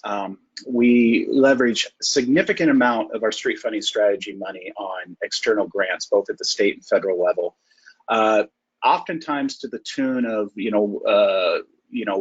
put forth $1 million of local match to get back 10 to 15 million in grants. I think in 2018 we had that kind of a year, and we stand to have that that type of a year again this year if we're successful with some fairly high dollar grants associated with Southeast First. So it just shows here how aggressive we are with grants. We have a very aggressive strategy. We're identifying which projects are well crafted or well suited for particular grant programs, and we're matching those opportunities up with those projects, and are doing a very good job. And Rebecca and her team are integral to that. They take the lead on writing those applications, and they do a fantastic job of getting the right product put into those applications to really sell these projects to those funding agencies. So that's all I have for budget stuff. So now we'll get into the specific section. So Julie, take us to that. There you go. So this is the first section. This is our transportation engineering group. This is the group that manages and designs our capital projects, and so they take them from inception. They do the design work. They consult with consultants to help form the design, help with right of way. And then they manage these projects all the way up to when they are ready to go to construction. They support Rebecca's transportation planning team with design and cost estimating. So if we're again applying for grants, we usually need to provide some conceptual level design and a cost estimate. So this team will help with that effort. And then they also help with supporting studies and management plans and so forth. And then this team also coordinates with our Transportation Development Review section, the TDRS section, on private development projects that might be occurring on streets that are eventually planned for reconstruction. So if we have a development that's occurring along a street that we're currently designing, this team will work with TDRS to help inform what the frontage improvements might need to be for that particular development. So the next section is our Transportation Development Review section. We have two folks that work in this section, a senior civil engineer and an engineering technician, and they're tasked with reviewing all new development proposals that come to the city, whether they're commercial, residential, industrial. They see them and they're reviewing them in accordance with Title 11, which is the city's transportation code. And so they're looking at the traffic impacts of the development. They're looking at what type of design standards need to be incorporated into the development, what type of frontage improvements need to be required for the development, basically all aspects of transportation. And then, of course, they also, they coordinate these reviews with transportation planning, with pavement management, with traffic engineering, with the transportation engineering group, and with our sidewalk program. So, for example, if we have a development occurring and the sidewalks along that development have any kind of issues or defects, TDRS will find out that information from our sidewalk team, and we'll have the developer make those repairs or do that reconstruction. But that, again, everything related to streets out there. Okay, next slide. So this is our pavement management section. And so as I mentioned early in the presentation, we have about 1,900 lane miles of streets within the city. So this team monitors pavement conditions on every single mile of street. They monitor when it's time to perform some type of a treatment to the street. They prepare contracts for those annual programs. So and Chris Snyder is the lead on that team, and he's going to be talking in greater detail after I finish about the pavement management. So I won't spend a lot of time here. They coordinate pavement restoration with city and public utilities. So if we have a utility that's out opening up the street to do an installation, our pavement team will coordinate what the restoration requirements need to be for that. And then they also coordinate with transportation planning for complete streets. So if we know that we have a particular road that we're going to do some type of a treatment on, we spend some time talking with Rebecca and her team about how should we restripe that road. We've got a blank slate, we've got a brand new paved street, no striping on it. How do we want to stripe it back to maximize our ability to bring that road closer to being a complete street, adding protected bike lanes, improving how traffic flows on the roadway. And then this team also does annual contracts for ADA curb ramp upgrades. So ahead of any paving project, pursuant to federal requirements, we have to bring the ramps along that corridor into compliance with current ADA standards. And so we usually redo about 250 to 300 ramps a year. And that's just part of the work that the pavement team does. Next slide. So another section we have is our sidewalk management team. Again, this is a two-person team. This was a newer section that was created on the heels of the adoption of the street funding strategy. There was a dedicated funding source specifically for sidewalks, and the idea was to place a greater amount of emphasis on getting our sidewalks, getting repairs made to sidewalks, getting new sidewalks built in areas where we don't have them. And so we have this team that focuses specifically on that. So again, they monitor the condition of those 640 miles of sidewalks throughout the city, all of which we have inventoried in our GIS system. So we know exactly where every single defect, issue, missing piece of sidewalk, defective curb ramp is throughout the city. And so we work off that inventory. We coordinate with adjacent property owners to make those repairs. We receive a lot of, we do a lot of that based on information that's provided to us. And so we'll connect with those property owners and work with them to make those repairs. And then again, we coordinate with the development review folks for sidewalk work that needs to be done adjacent to developers. And then one of the neater things that this team works on is our Sidewalk Cafe Street Eats program. So this is the program that we rolled out a few years ago, the Sidewalk Cafe program, and then of course we amended it last year with the Street Eats program. This allows the restaurants and the drinking establishments in the city to make use of the sidewalk as well as some of the on-street parking to expand their options for their patrons. So, when we were in complete lockdown and we couldn't have any indoor dining, we were able to keep those restaurants open by providing them spaces outside to seat their guests. And so we're continuing that program. Obviously, things opened up over the summer, and so a lot of the parklets and the cafe seating went away. But we're still continuing the program, and we'll continue with the Sidewalk Cafe and the Parklet program for a couple more years until we kind of figure out if this is a permanent fit with the city or if this is something that we need to modify. So have had a lot of success, especially in the downtown where outside areas are not as readily available, and have received a lot of good feedback from the community on that. So the next section is our street operations section.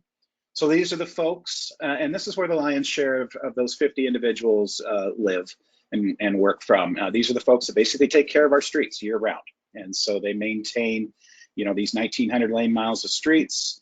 They do the annual work, the annual prep work in advance of our pavement management program. So they'll go out there and they'll take care of any damaged sections of pavement, dig those up, repair those, take care of potholes, put down seals, and crack sealing and so forth.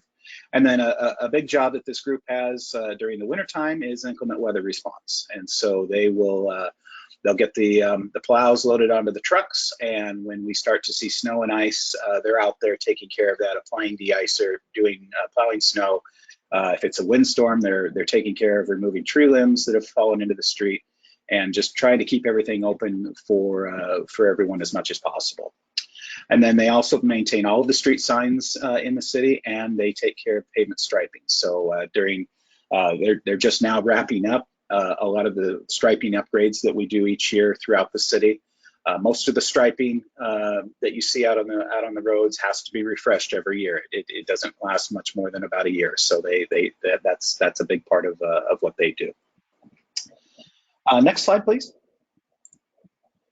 This is back to the inclement weather response. This is just a map, and if folks are interested, I can share the link where this is located on our website. But this just identifies the routes that we do first level and second level response on. So we're not able to get to every single street in the city when we have a snow and ice event. We just don't have the personnel or the equipment to be able to do that. So we've prioritized, we focus on the arterial system, we focus on the secondary arterials, and that's essentially how we respond. And you know, some folks will ask, well, once you get those done, then can you get to the neighborhood streets? Well, the problem is you can't just plow a street once. You've got to come back, because as the snow continues to fall or as the ice continues to build up, you've got to keep coming back over and over again. So, you know, by the time we get through all of the red and most of the green, we've got to come back and start back on the red again. So this is how we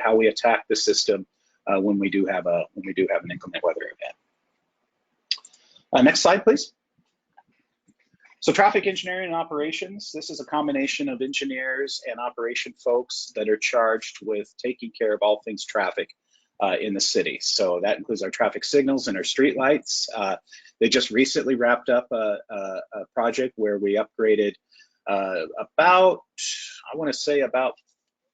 13 or 14,000 streetlights. We converted those from the high pressure sodium to the more energy efficient LED. And so that was a pretty sizable project that was done throughout the city. And that was a project that was designed by this team.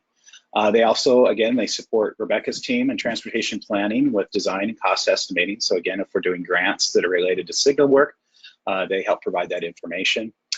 They monitor our 269 traffic signals throughout the city. All of our signals are integrated into a communication network that comes back to a central server within the city. So our engineering folks can go to any signal at any time and determine if it's having an issue. So for example, if I'm out driving around and I come up to a signal that's in four-way flash, I can either send an email, a text message, or a phone call, and they can remotely go in and determine exactly what's wrong with that signal, whether it can be rectified remotely, or if we need to dispatch our crews to go out and deal with it on site. So a very, very integrated and intelligent system that allows us just to keep those signals operating. And then they maintain the 20,000 streetlights we have throughout the city. So, you know, again, most of those have new LED fixtures, and so we won't have a lot of bulbs to change out. But for the ones that still use the older high pressure sodium, you know, we have to go change those bulbs out from time to time.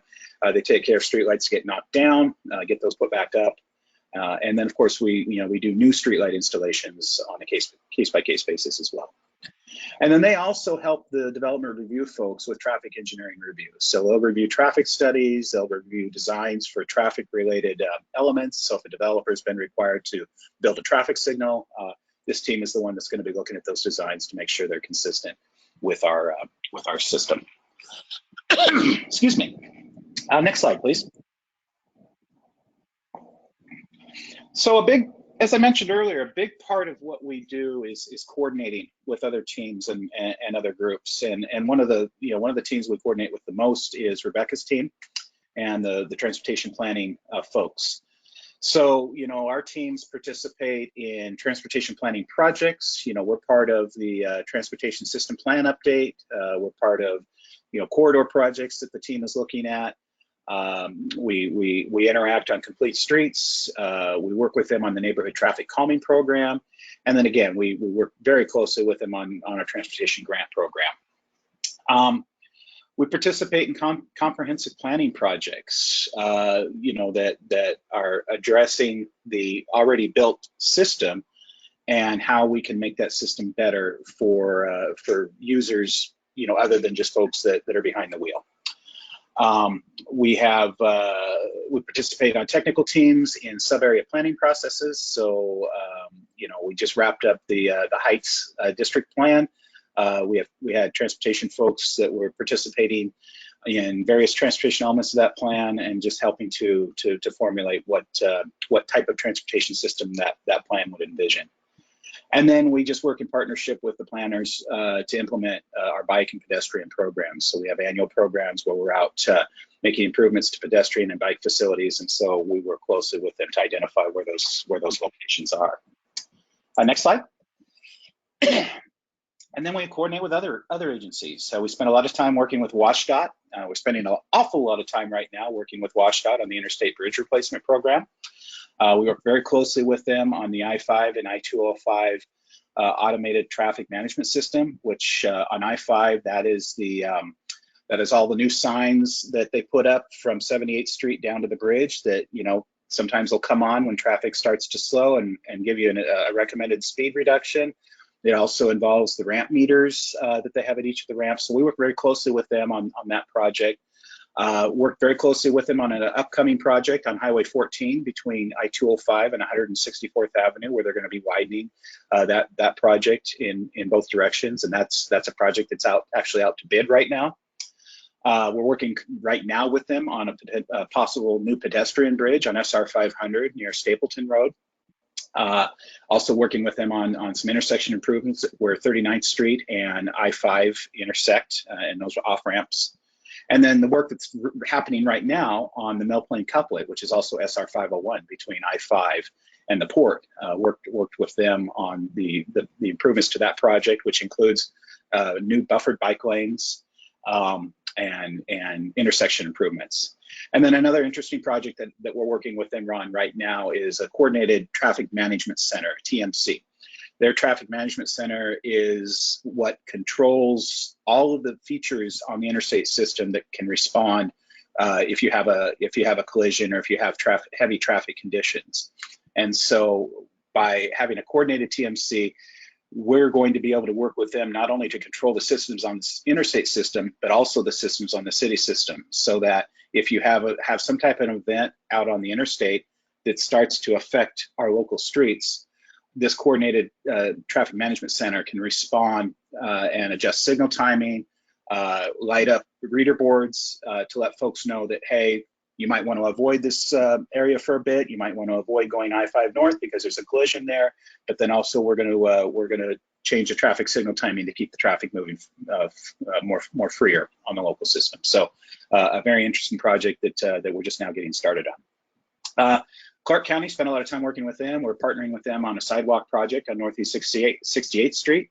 We'll be partnering with them on a project to improve the intersection of 78th Street and Lakeshore. And then we're also going to work with them on a project to improve the crossing of the Burnt Bridge Creek where it crosses Hazeldale Avenue. City of Camas, most of the coordination we do with them is related to development. So a lot of development that's occurred over in the Green Mountain area is having, will have eventual impacts to 192nd Avenue and 13th Street. So we're working with the City of Camas on getting developers to help provide funds to improve that intersection. And then we work with the Port of Vancouver a lot. Have spent about the last dozen years working with them on the Lower River Road multi-use trail, various sections that have been built there, working closely with them as they redevelop their Terminal 1 property, which is right next to the waterfront. And then I work very closely with them on oversized freight, especially wind tower components, and how we can move those products through the community, rerouting to address the sizes of the loads and so forth. So in closing, and I think that that's my last slide. Again, a lot of work, a lot of responsibility that this group undertakes, but the key to it is none of it's done in a vacuum. I spend an awful lot of time just making sure teams are matched up with one another. They're talking to one another, and then also talking to our other departments and agencies and stakeholders, just really to make things run as efficiently as we can and to keep the transportation system in good working order, and doing our best to improve it over time. So that's the end of my discussion, my presentation. So I'd certainly welcome any questions that commission members have.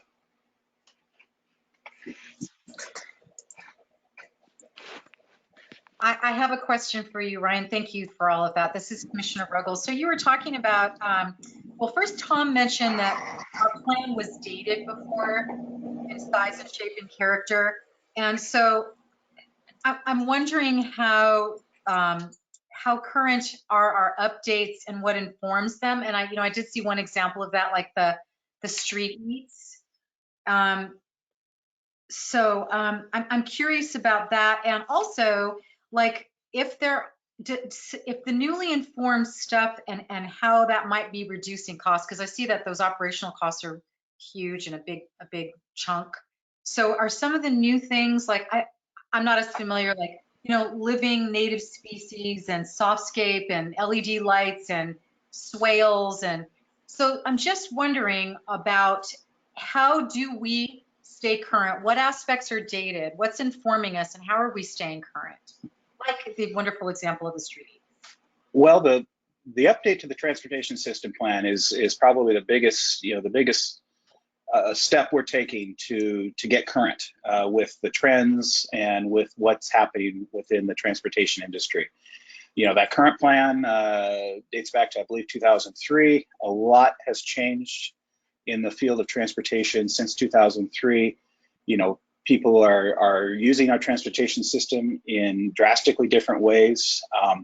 You know, the iPhone didn't even exist in 2003, and now folks, you know, now the smartphones and smart technology are an everyday aspect of people's lives. And so updating that plan will really take us to a much higher level of being more modern and you know, being more current with how transportation works. You know, and we continue to think about, you know, what is the future of transportation? What's happening with autonomous vehicles? What's happening with you know, newer modes of transportation, and how and what we need to be doing now to be ready for that. A great example is, you know, as we go and we reconstruct a roadway, what should we be putting in that roadway other than rock and asphalt and concrete to be ready for the future? Do we need to be putting additional conduit in so that autonomous vehicles have, you know, whatever it is they're going to use to drive themselves down the road? And so, you know, we're thinking about those things. We're implementing a lot of those things. We're always going to have to maintain what we have. We're always going to have to take care of that. That's always going to be a big part of what we do. But, you know, we're learning to be more efficient. We're learning to you know, to do things in a way that we don't have to come back and touch it nearly as often. Pavement management is a big part of that. So keeping our streets, keeping that pavement rating on our streets at as high a level as we can helps to minimize the amount of maintenance that we have to do. You know, the more a street gets into disrepair, the more time we have to spend going out and maintaining it, taking care of potholes. So if we can get all of our streets up to a higher level of condition, that's really going to help in the long run with how we maintain those streets. So hopefully I answered that. And maybe this is Rebecca. Just one more thing I can add, just add on to Ryan's really good response, is that when the transportation system plan sets the policy framework, and then it informs updates to our implementation programs. So it will inform updates to how we prioritize capital investments or traffic investments or sidewalk investments. So it really will flow from the TSP down into much of the work Ryan has just spent describing, so that how we do that implementation work aligns with the policy framework we've set through the TSP. So not to put too fine a point on it, but I'd like to put a fine point on this, is that the TSP for y'all is where the action is, right? Like, it's how you can really start to change the system, because it is the policy framework that will inform changes to everything else. Thank you, Rebecca. And that's exactly what I'm thinking, like, what informs that? Like, I know we're probably not going to have this, but doesn't China have like magnetic highways? I mean, you know, there's some cool stuff out there. Things are changing fast. And so yeah, I'm curious about that, and I appreciate that. So thank you. Yeah, and maybe just one more. So our consultant team, who you talked to earlier, right? Like, magnetic highways, or maybe things that are sort of less revolutionary than that, but things like that are solutions that we will come to through the TSP, right? Like, when we're talking about values, we'll come to goals and objectives, and eventually those will inform solutions, and those will tell us that's where we will bring in those best practices to say, here's a best practice solution they've used in these places, and this is the results they've had. We think it applies in this context in Vancouver, for instance.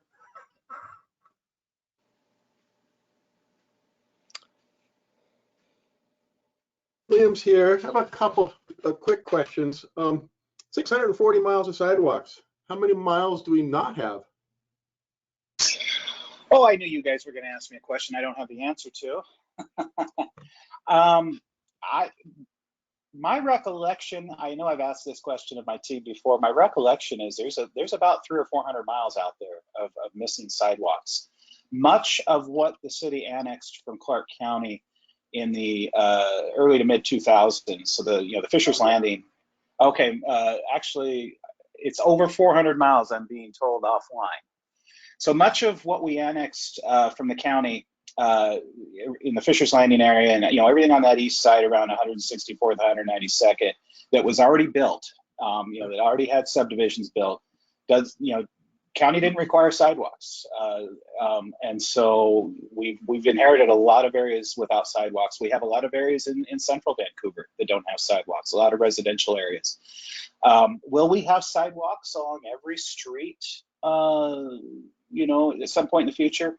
Probably not. We recognize there's a lot of neighborhoods, a lot of parts of the community where the streets are wide, where the volumes are slow, the volumes are low and the speeds are slow, to where walking along the edge of the roadway works. But there are going to be places where we're going to continue to build out our sidewalk network, and especially places where we want to connect up existing sidewalks. We've got a lot of streets.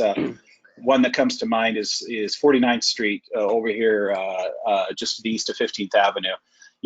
We've had a lot of sections of sidewalk built along that street, but we've got a lot of missing segments. And so, streets like that, we want to eventually connect all those missing segments up.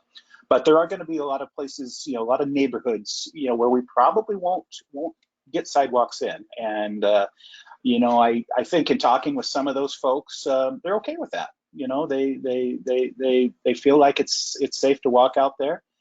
They'd rather not have all of their yards torn up and have sidewalks put in.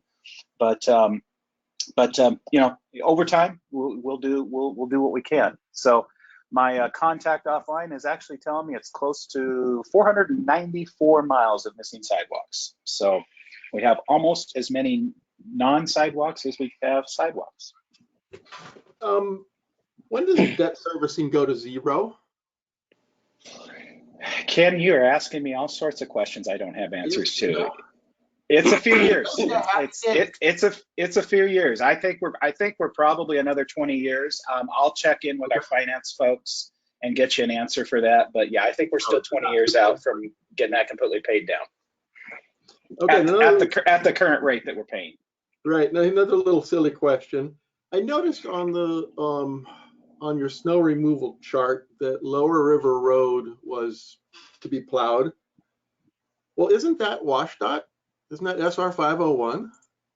So what is the arrangement? How do you share with WashDOT the maintenance of SR 501? Because of the size of the city, we do provide maintenance of SR 501. And so we maintain all of the traffic signals. We take care of sweeping the streets. What we don't do is we don't have to do any pavement management. So we don't do any resurfacing. When that needs to be done, WashDOT steps in and does that. But all of the other maintenance activities that occur, that need to occur on a street like that are done by the city. And so that's why you see that included in the inclement weather response. We don't have that arrangement with Interstate 5, SR 14, Interstate 205, but we do have that arrangement with state routes that are also city streets. Okay, and the final question, I think in our citizen comments today, there was a question about Northeast 18th and the desire to keep the trees standing and so on. So I was looking at a map of the area, and I rode my bike over there. Just south of Northeast 18th is the BPA power lines, and I guess in principle one could put in a really a large rec trail, multi-mode rec trail, so people wouldn't be walking or cycling on 18th. And so I got to wondering, I had a chat with the Parks and Rec chairperson, and she told me that Parks and Rec has no remit to make rec trails. That's somebody else's job. And I'm kind of wondering, oh, whose job is that? How does that work? Well, I think what they were probably intending to say is they're not planning any more than what we already have. We are doing some multi-use trail work along 18th Street. So the vision, or the section of 18th Street does include a much wider sidewalk, detached sidewalk on the south side of the corridor. And so that's what you see along those built sections of 18th Street east of 205, and that's going to continue all the way out to 192nd Avenue. And the idea there is there's so much community out there. We wanted to make sure that 18th Street was suitable for folks who want to walk and bike, regardless of their age or ability. And we also want to connect folks up with, the different amenities that are along that corridor. So we've got the parks, the park there at Pacific Community Park. We've got the ball fields out at the Harmony Sports Complex. We're eventually going to have some type of interesting developments in Section 30. So the idea is to have something to connect folks up along this corridor with those different amenities, and then also to connect up to other trail systems. We want to get some north-south trail systems built that can connect this system with Bridge Creek. So that's generally the idea there. So it's new ones are being done by our team when we can, and then of course Parks folks take care of a lot of those existing systems, primarily Bridge Creek, Renaissance Trail, and so forth. Thank you. Commissioner Rea here. Ryan, I really appreciated your presentation. As a former member of the City of Vancouver Planning Commission, one of my frustrations was that it seemed like whenever economics times got a little rough in your area, that funds were taken from the street maintenance and the such and used elsewhere in the city. I think generally the city does a fantastic job with capital projects. The concern I have is just like last year, your numbers showed a decrease in budgets for roadway maintenance. And the concern that I have is that, when we do that, it's going to hurt us in the long run. If we can't maintain our streets, now we end up replacing them if we can't maintain them properly. And secondly, with the capital improvements that you're involved in, it sounds like you're considering street maintenance. I just want to make sure that we're considering the costs of that street maintenance. And I realize what a struggle it is to get funding in this particular area. There's only so much that you can get from gas taxes and bonding and stuff like that. But I'd just like to get your perspective on what's happening there so that we can maintain our infrastructure. No, that's a great observation, and I appreciate that comment. In years past, before the street funding strategy was adopted by council, transportation dollars were always the target. If we found ourselves struggling, a lot of times, we were losing our dedicated funding source for transportation that comes from the general fund, and that was just by virtue of needing to keep other critical elements within the city, operating, fire, Sure. Police, etc. With the street funding strategy, that does not happen as much anymore. And really, what happened last year is we were projecting less gas tax revenue because everyone was staying at home. We knew for certain we were going to not get as much real estate business license surcharge money because the city suspended that program to help the businesses, stay afloat. And so we just had to make some tough choices about what we weren't going to do last year. And the easiest one was to simply suspend our pavement overlay program. which is one element of the pavement program that Chris is going to talk with you tonight about. So we just didn't do any overlay work. We still did preservation work, so we still had a very robust pavement program. We still did ADA ramp work. We just put off the pavement overlay program. And fortunately, the shortfalls did not manifest as much as we had forecasted. And so what we were able to do is we were essentially able to shift a good amount of that money into this year. And so we had a very, very aggressive pavement overlay program this year, and we will continue to do that for the next few years, just to really kind of catch ourselves up from what we missed out on last year. But with the street funding strategy and with the commitments that council has made, it's a very well protected fund that we can rely on. It's predictable. We can plan around it. We can plan our capital program. We can plan our operation and maintenance program, knowing that we're going to have the funds available to do that from year to year. Good to hear. Thank you. Thank you. Well, keeping us on target here, everybody, I just want to say thank you, Ryan. I really appreciate your presentation tonight. Very thorough and information on the funding and the budgets and the scope of work and how that interacts with our direction forward. So thank you again. It's always good to hear from you. Thank you. It's a pleasure. Thank you. Rebecca, would you like to introduce our next speaker, please? Yeah, well, Julie is bringing it up. I'll introduce Chris Snyder, who manages our pavement program. Ryan talked about it at a high level, but you're going to get more information on it right now.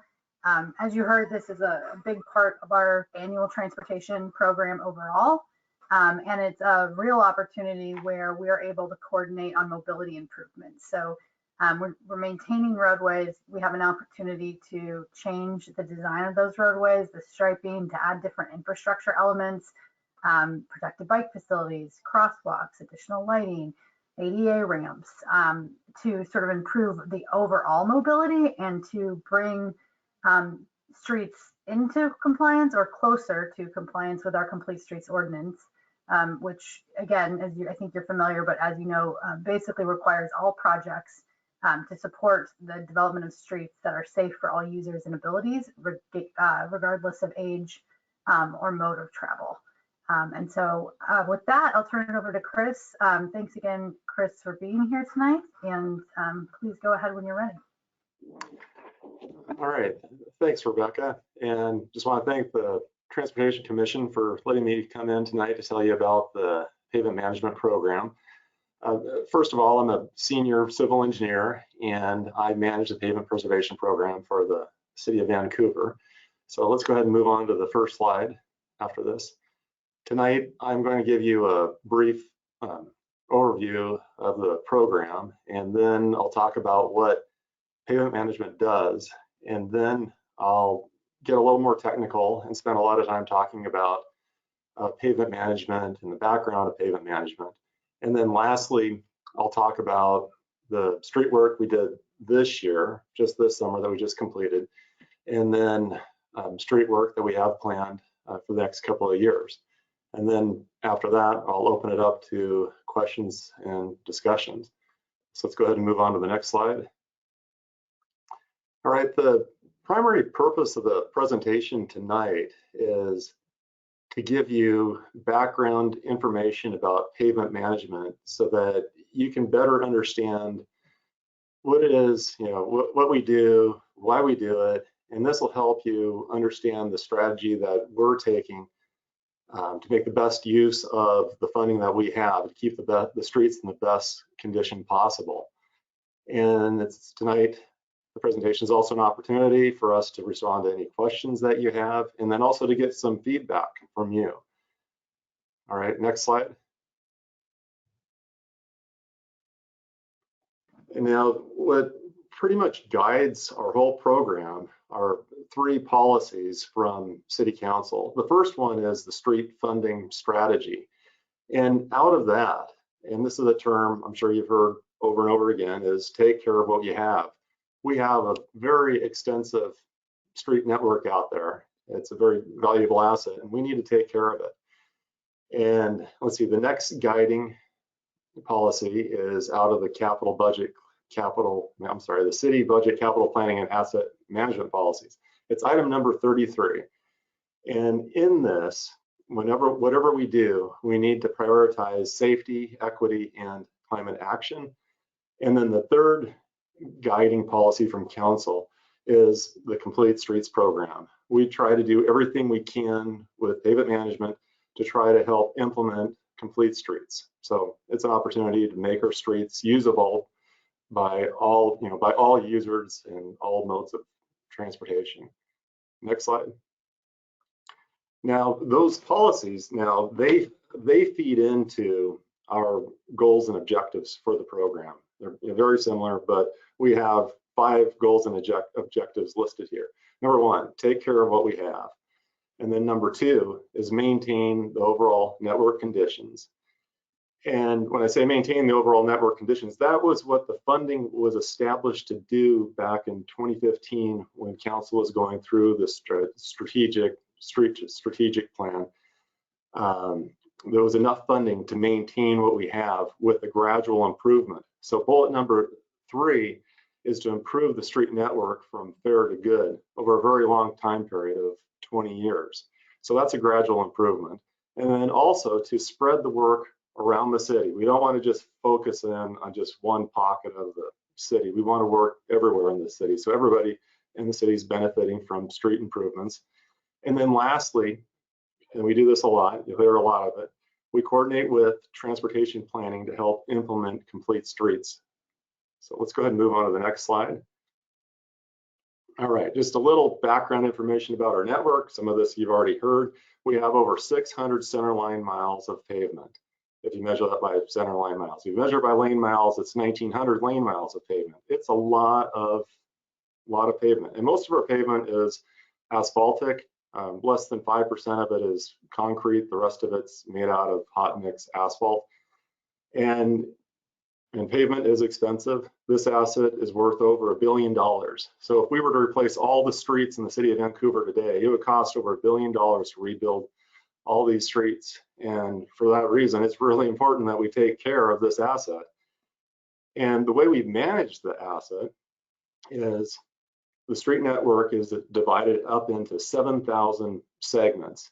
And most of the segments, street segments, just extend from intersection to intersection. Some are a little bit longer than that, but for the most part, most segments will go from intersection to intersection. And there's over 7,000 of those segments. And each of those segments has engineering parameters that are tied to it. And all that information is inside, we use it inside a computer program called Street Saver that helps us manage the program and do all the things that we do within pavement management.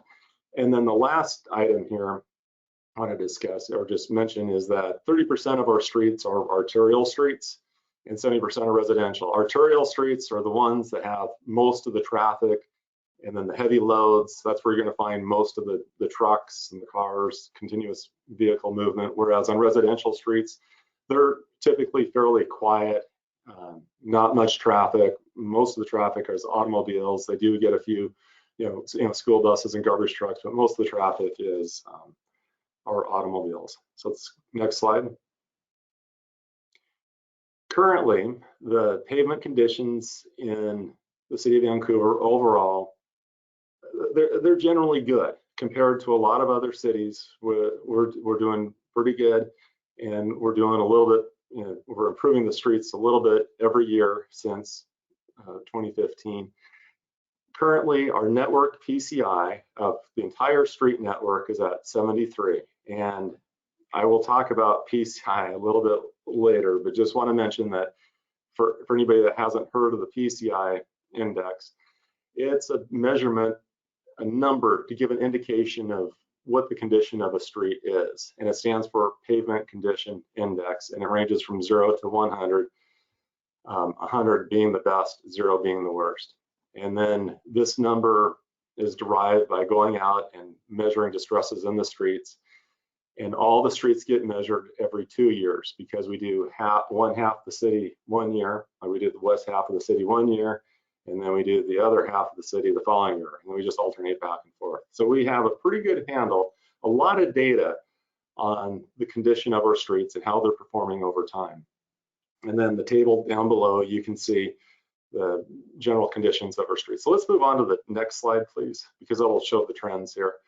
So you can see, if you look back in 2016, the blue line at the top, that represents the PCI. Our PCI was at 70 in 2016, and it was even lower than that back in 2015 and 2014. Back in those years, our PCI was actually going lower and lower and lower. But since 2016 or 2015, we've been gradually increasing it to where we're at right now. And this graph says our PCI is at about 73 for 2021. However, this number doesn't reflect all the street work that we did this summer. After we've inputted all the information for the street work that we did this summer into Street Saver, I expect that number will probably go to 74. I don't know for sure until that data gets in, but we won't do that until early fall. And I'm looking forward to finding out what it does, because we did do a lot of street work last summer, preservation and repaving streets, which will help keep the PCI value and also increase it. The other thing you can notice in 2016, about 64% of our streets were in good condition, and then represented by the green bar, green column. And then in 2021, 68% of our streets are now in good condition. So we have a 4% increase over those 5 years. And the goal is to continue that trend upwards, getting more and more of our streets out of the bad category into the good category and keeping our good streets in good condition. Let's move on to the next slide, please.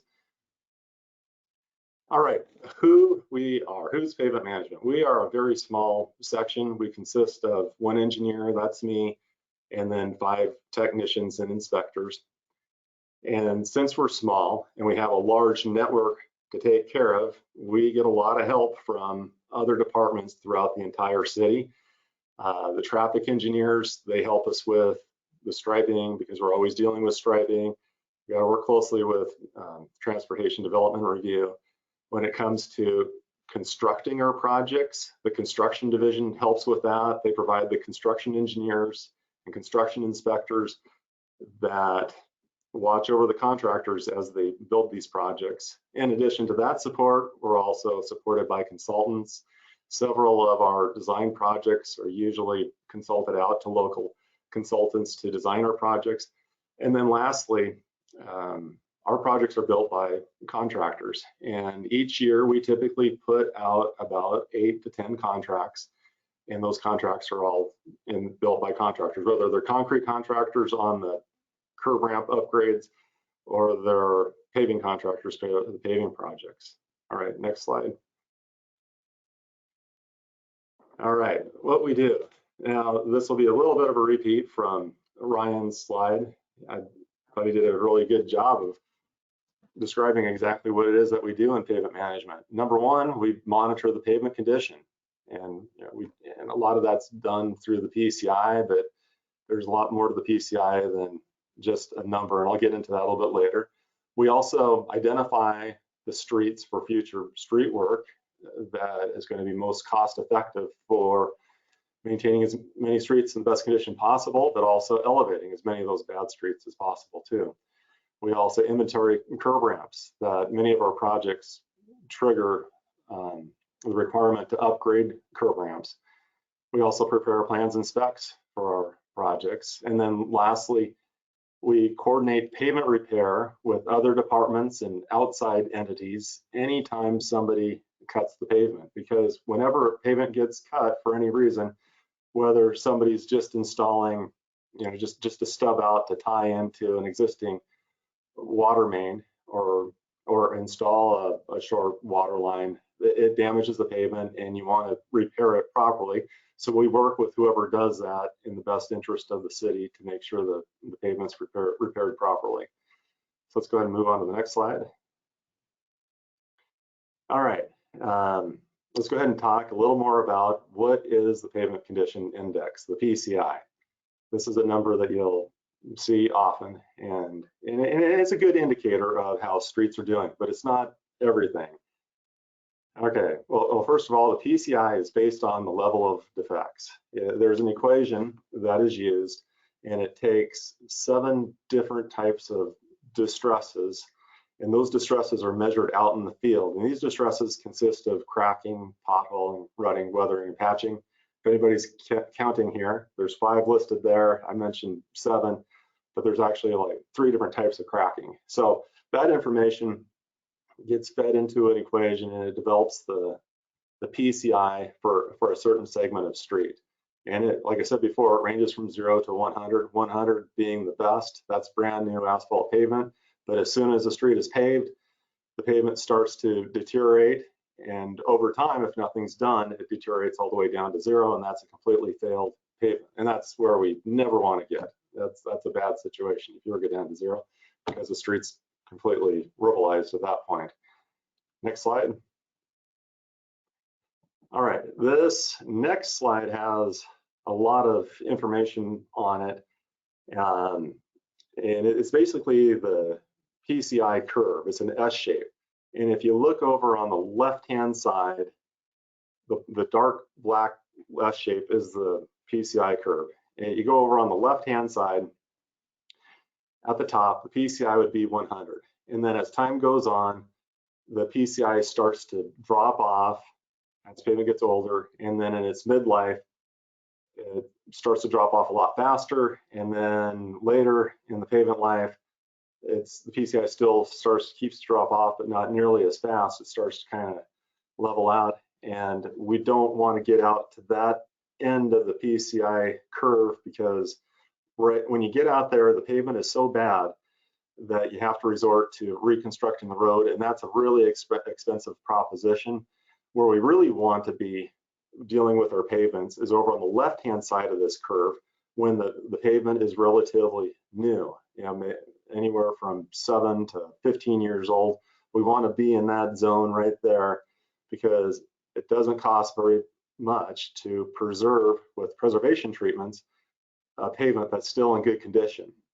And that's why many times you'll see us out slurry sealing streets that still look good, but right next to it is a street that's completely demolished. We're trying to keep that street in good condition so it can stay that way. In the meantime, rebuild as many of these, or resurface as many of these really bad streets as we can, and then put them back into the good condition. But you can see the dollars there. I mean, preservation is relatively inexpensive, only $2 to $10 a square yard, whereas resurfacing, it jumps up to 23 to 40, and then as you move out, then you're at $60 to $100 a square yard. So it just gets more and more expensive as the pavement deteriorates.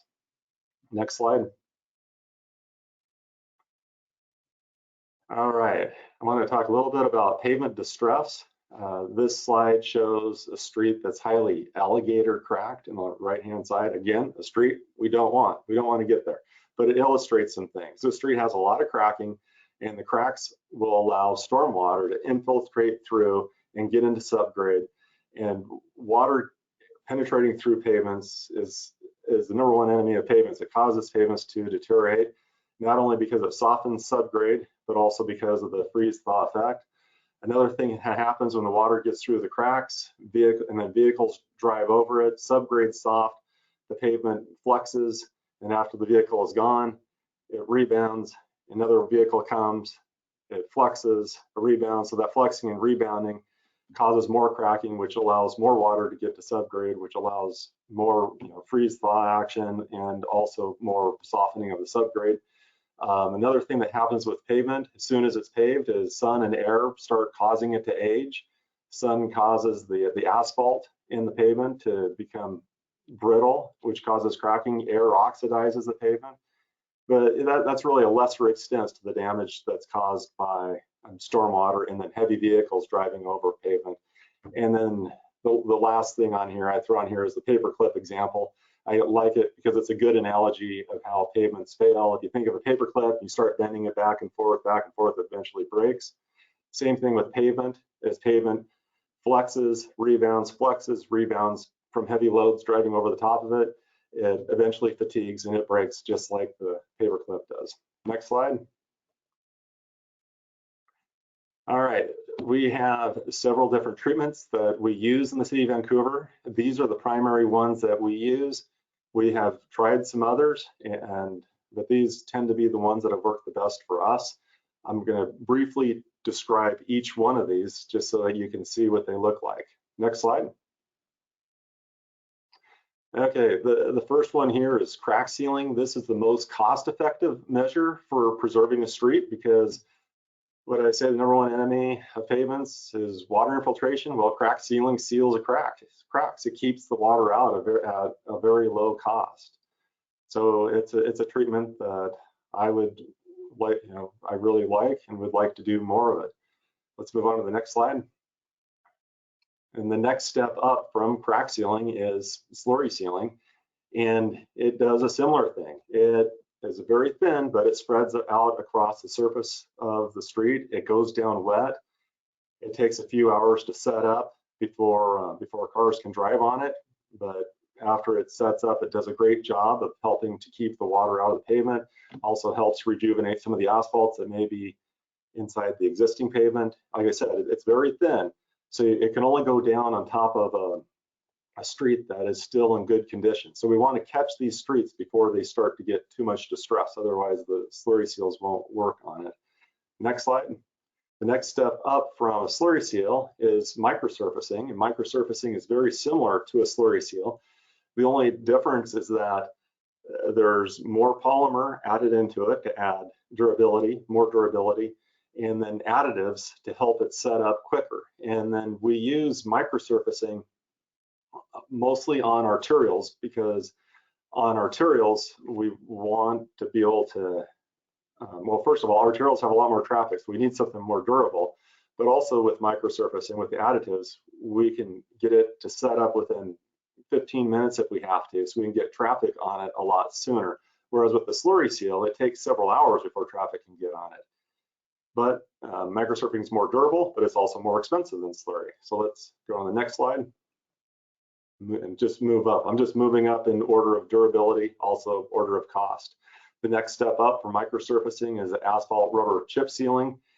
It's a very durable product. It's a two-step process. On the left-hand side of your screen, you see a truck spreading the molten asphalt that has melted tire rubber in it. The tire rubber gives durability to the asphalt to make it last longer. And then on the right-hand side of the street, you see a chip spreader spreading chips over the top of the molten asphalt. And they have to spread these chips right after they spread the asphalt because you want the asphalt to be hot and melted so that the chips can set into it. And then when the asphalt cools off, the chips get locked into the mat. And this product, again, is only about a ½ inch thick. All these products are very, very thin. They're anywhere from a quarter to ½ inch thick. So the next step up from chip seal is the cape seal. And I should mention one of the primary purposes of the cape seal is to cover up the rough surface of the chip seal, because the chip seal is very rough on the top and is really not a practical solution on neighborhood streets. So what we do in a lot of the neighborhoods where the streets are too bad to put a slurry seal on, we will now do a cape seal, which is the chip seal, which is rough on the top, it's durable, it can go over the top of a street that has a little more distress, and then we spread a slurry seal over the top of it to smooth it out. And this product is more durable than the straight chip seal, but of course, it's accordingly it's more expensive. Next slide. So then if we have streets that are so bad that we can't do the cape seal on, then we resort to resurfacing and rehabilitation, which is basically repaving, which involves milling off the existing asphalt as shown on the left-hand side, and then paving it back with a hot mix asphalt on the right-hand side. This is a very equipment intensive, material intensive type solution, and we try to, we have a lot of streets. This is all that would work. In a perfect world, we would be doing less of this and we'd be doing all preservation.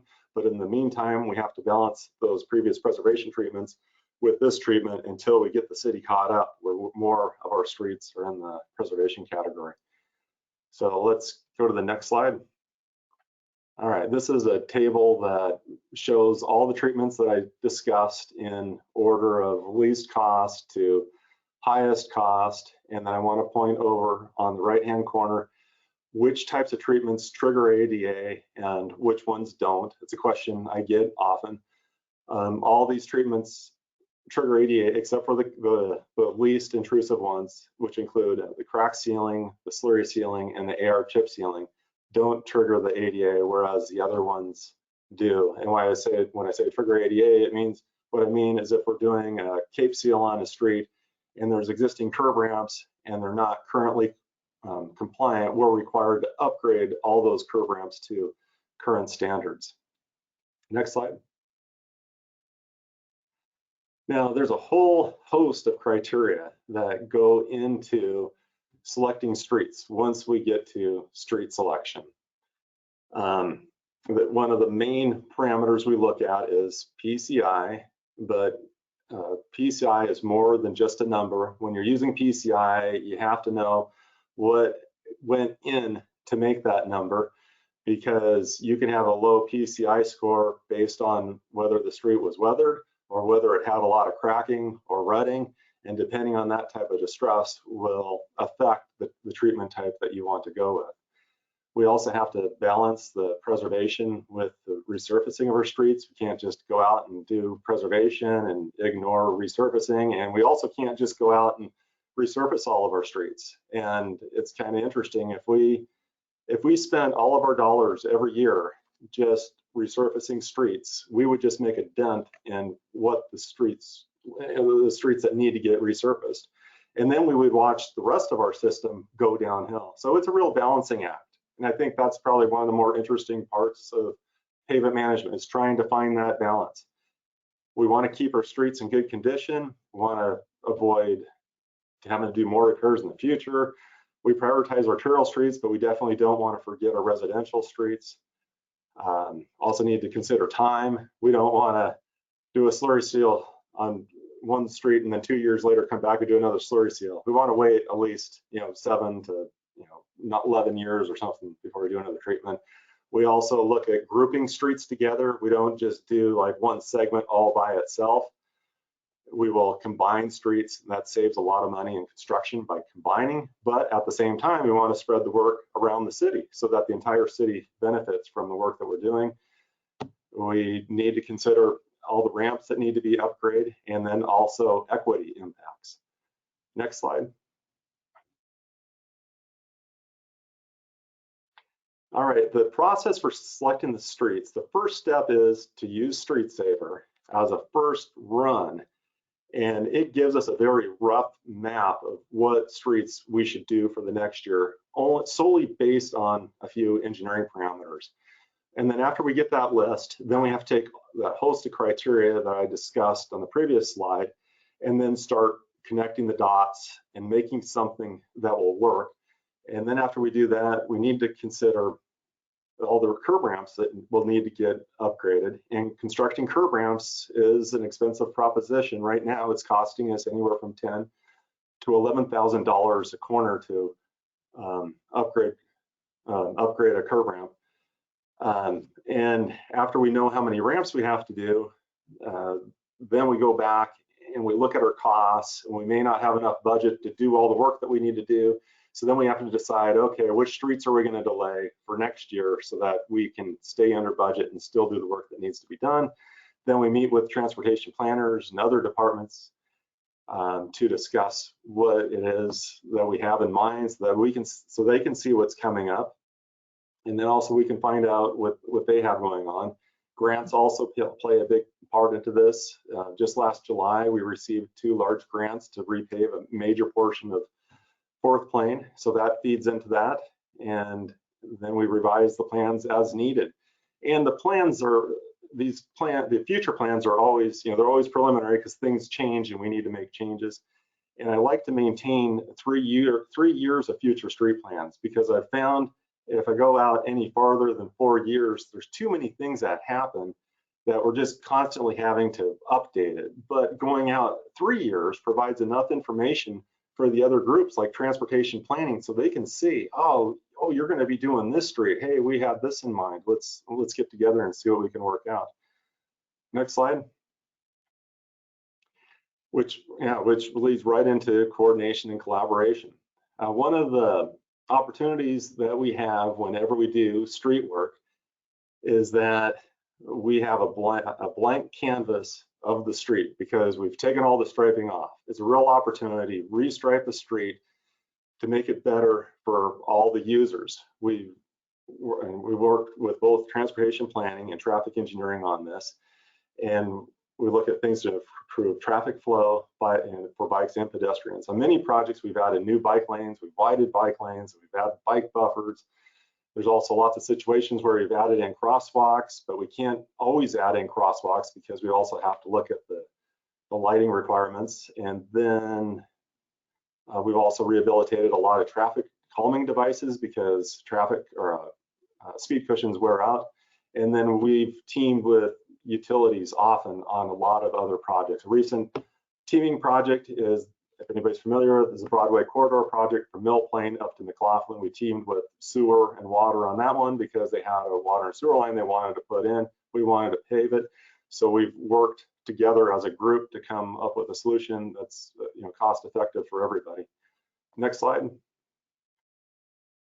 Okay, so I'm getting close to the end. I think I'm starting to run out of time, but so just 3 more slides here. We got the 2021 pavement program. This summer was a very robust year. We had 9 contracts and we did about $9.5 million of construction. That's just purely construction contracts. And we upgraded curb ramps at 148 locations. We preserved 55 lane miles of street, repaved 20 lane miles of road, and some of that was the Columbia Street corridor from Mill Plain up to, I should know for sure, I think it's 49th Street, 45th Street, something like the way up north. And then we also worked in 30 city neighborhoods. That was the 2021 program. And then let's just briefly hit on the highlights. Next slide.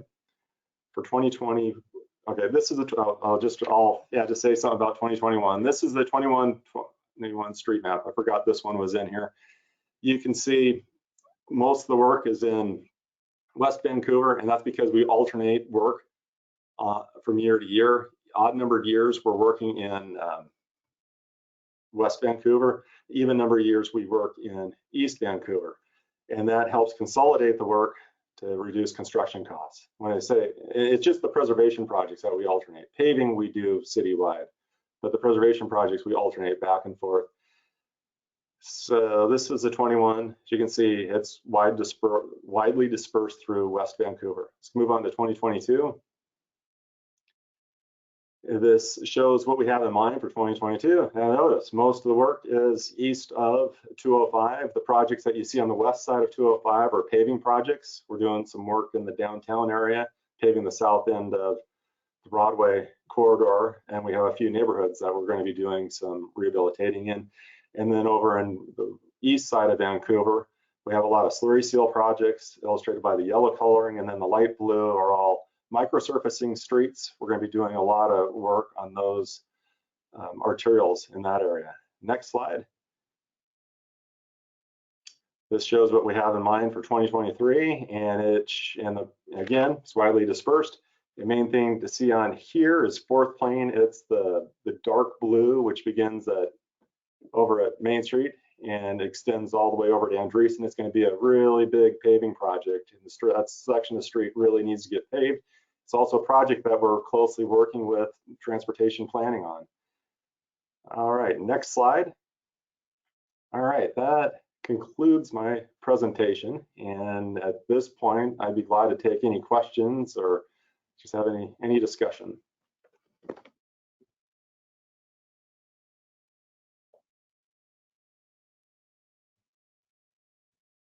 Well, I'm not hearing much. I have one question for you, Chris. This is Commissioner Ruggles. The grant process. Can you talk a little bit more about that? Oh, yeah, this one is kind of interesting. This is a new grant that has been coming out, and this is the second time it's happened over the last, I think it's over the last 4 years. It's from the federal government, and they have a program for doing preservation. They call it preservation, although we're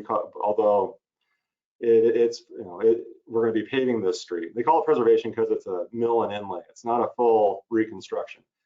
But we have several streets that are part of the national highway system, So most of our major arterials, like most of Mill Plain, a lot of Mill Plain, a lot of Fourth Plain, 112th, they're all part of the National Highway System. So starting 4 years ago, the federal government set aside funds that could then go out to the states and then to the local agencies to help fund what they call preservation projects on these national highway systems. And they're really interested, is making these roads smoother and drivable for the users. And 4 years ago, we applied and we won grant funds to repave Mill Plain from Fort Vancouver Way out to Grand. And then we also won grant funds to repave 164th from Mill Plain north, I believe, up to 18th Street is where we stopped. And then this year they came out with the same program again, and we won funds. We applied. We put in 3 applications, and we won. 2 of the applications were for Fourth Plain. Another one was for 112th. And if I was going to pick 2 of the 3 to win, it would be the 2 on Fourth Plain, and we won them. So we're going to do that paving in 2023, and I'm really looking forward to it. And so just to tie 2 things together that you all have heard about recently, when we talked to you last month about our 21-22 biennial planning work program for complete streets, one of them was the Fourth Plain Main to Andreessen project, and the paving work will be funded from that through that NHS grant. We'll still have to get local funds for some of the stuff the paving grant doesn't pay for. So that's like vertical separation, pedestrian refuge islands. There are elements that the paving can't pay for all of it, but it really is very helpful in helping us not just be able to improve the quality of the pavement or maintain it, but also to implement complete streets on some of our major east-west corridors. So this is kind of one of the reasons we want to provide some of this in-depth information about the different sections. And what we do is you've mainly heard a lot of transportation planning work because you're tasked with overseeing sort of policy and some of these big picture things.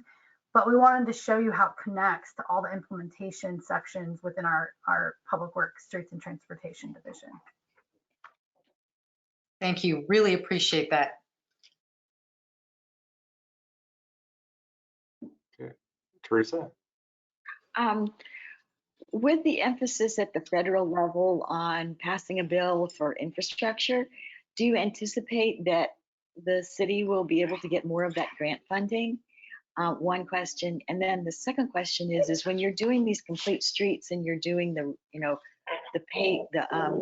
striping and all that, is there kind of coordination and collaboration with parking advisory and neighborhood associations and urban forestry and mitigation and street design when we're looking at all of this?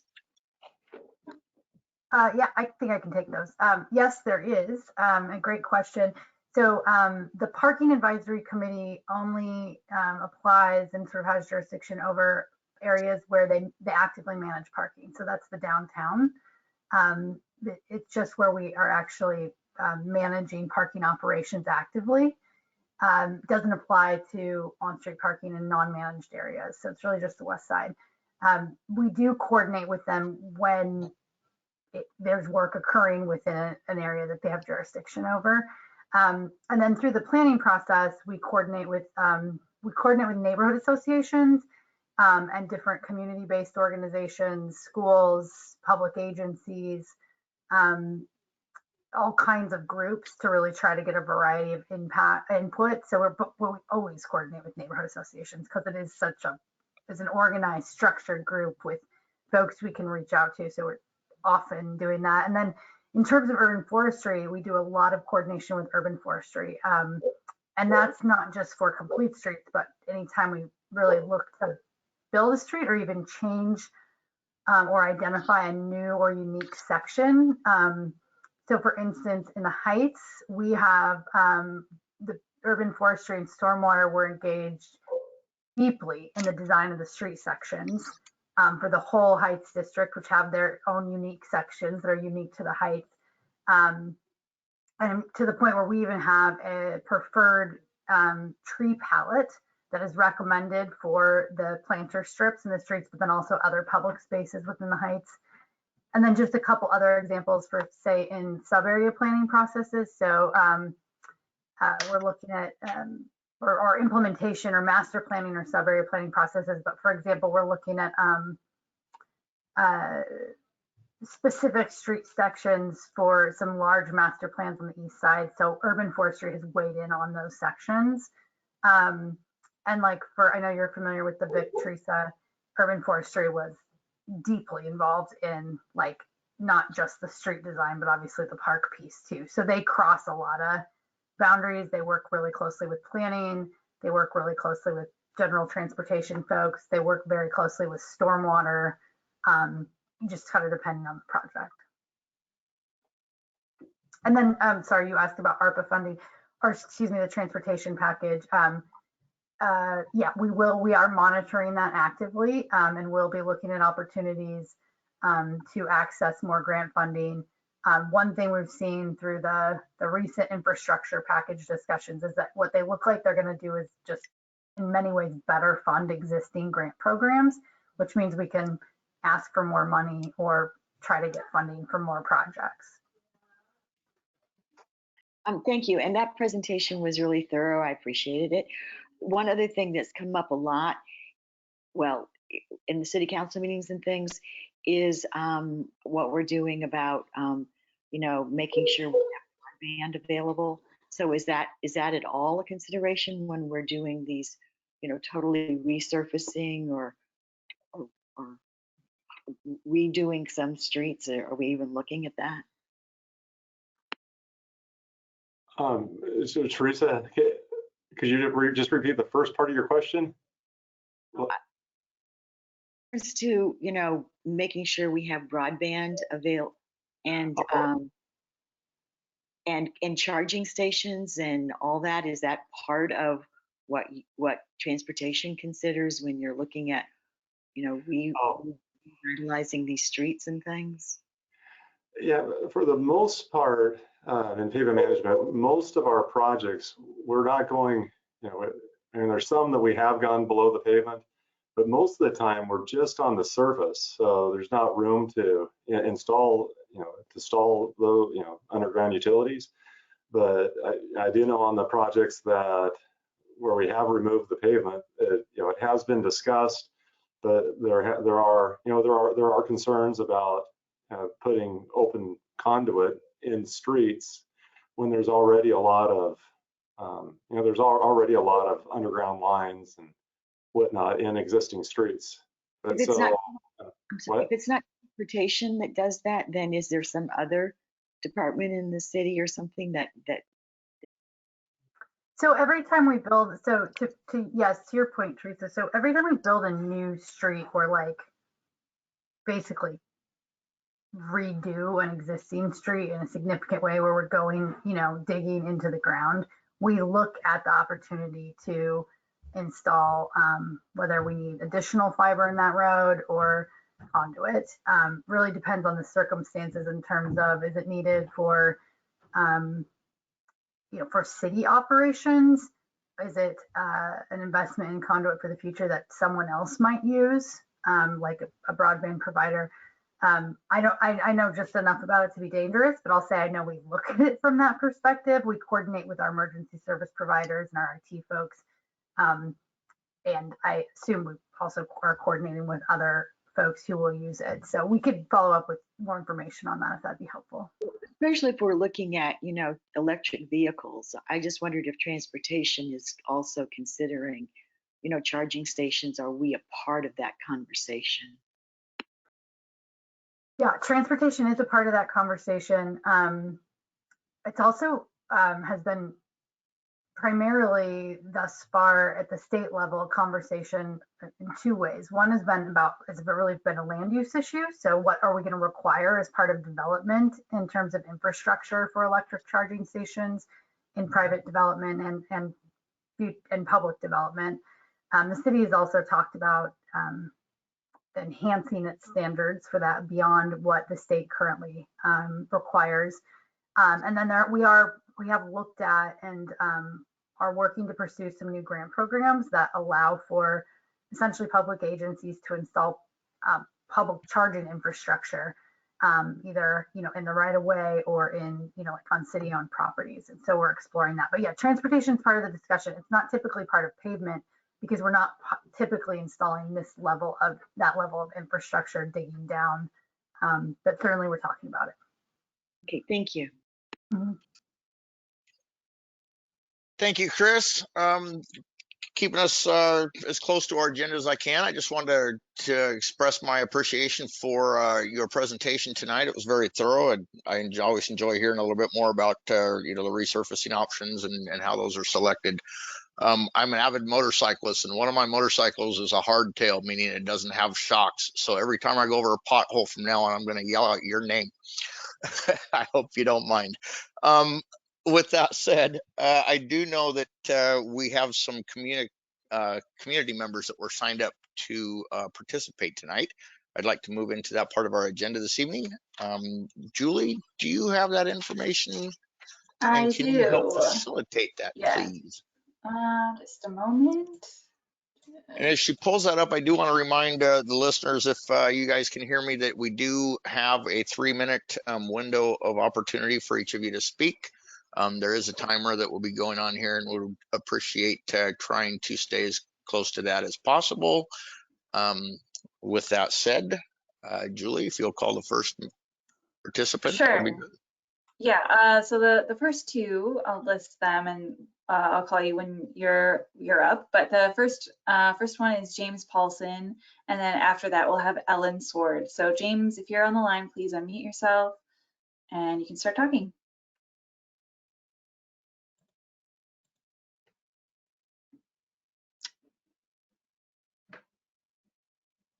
Maybe let's skip to the next person and come back to James at the end.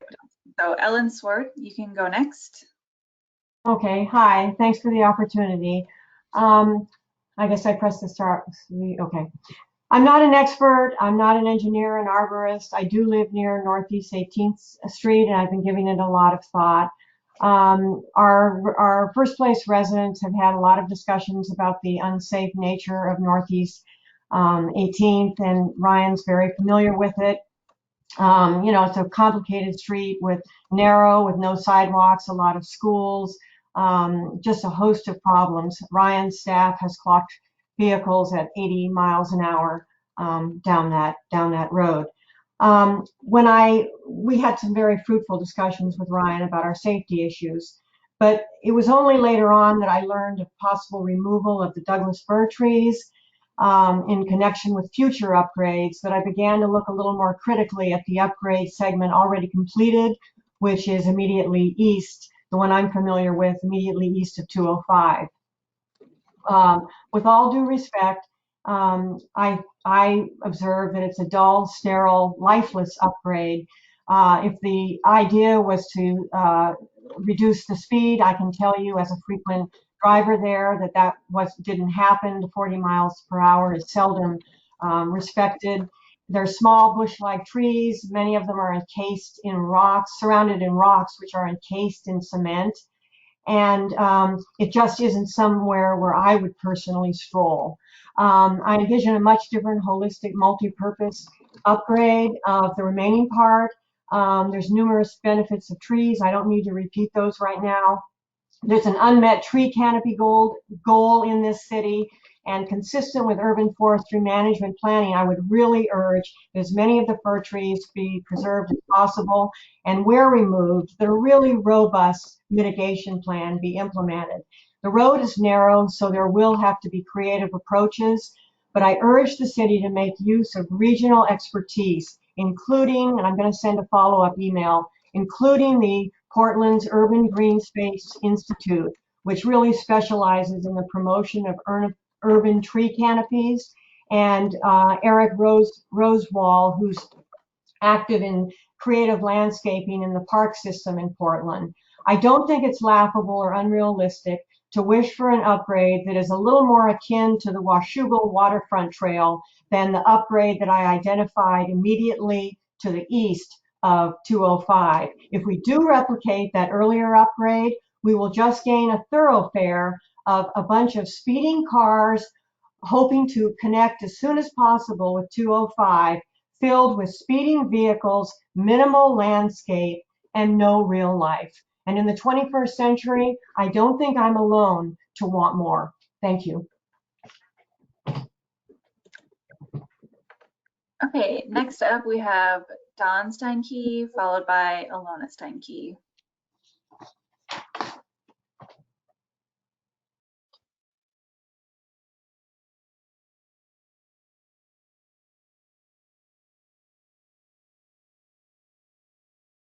Hello, everybody. Can you hear me?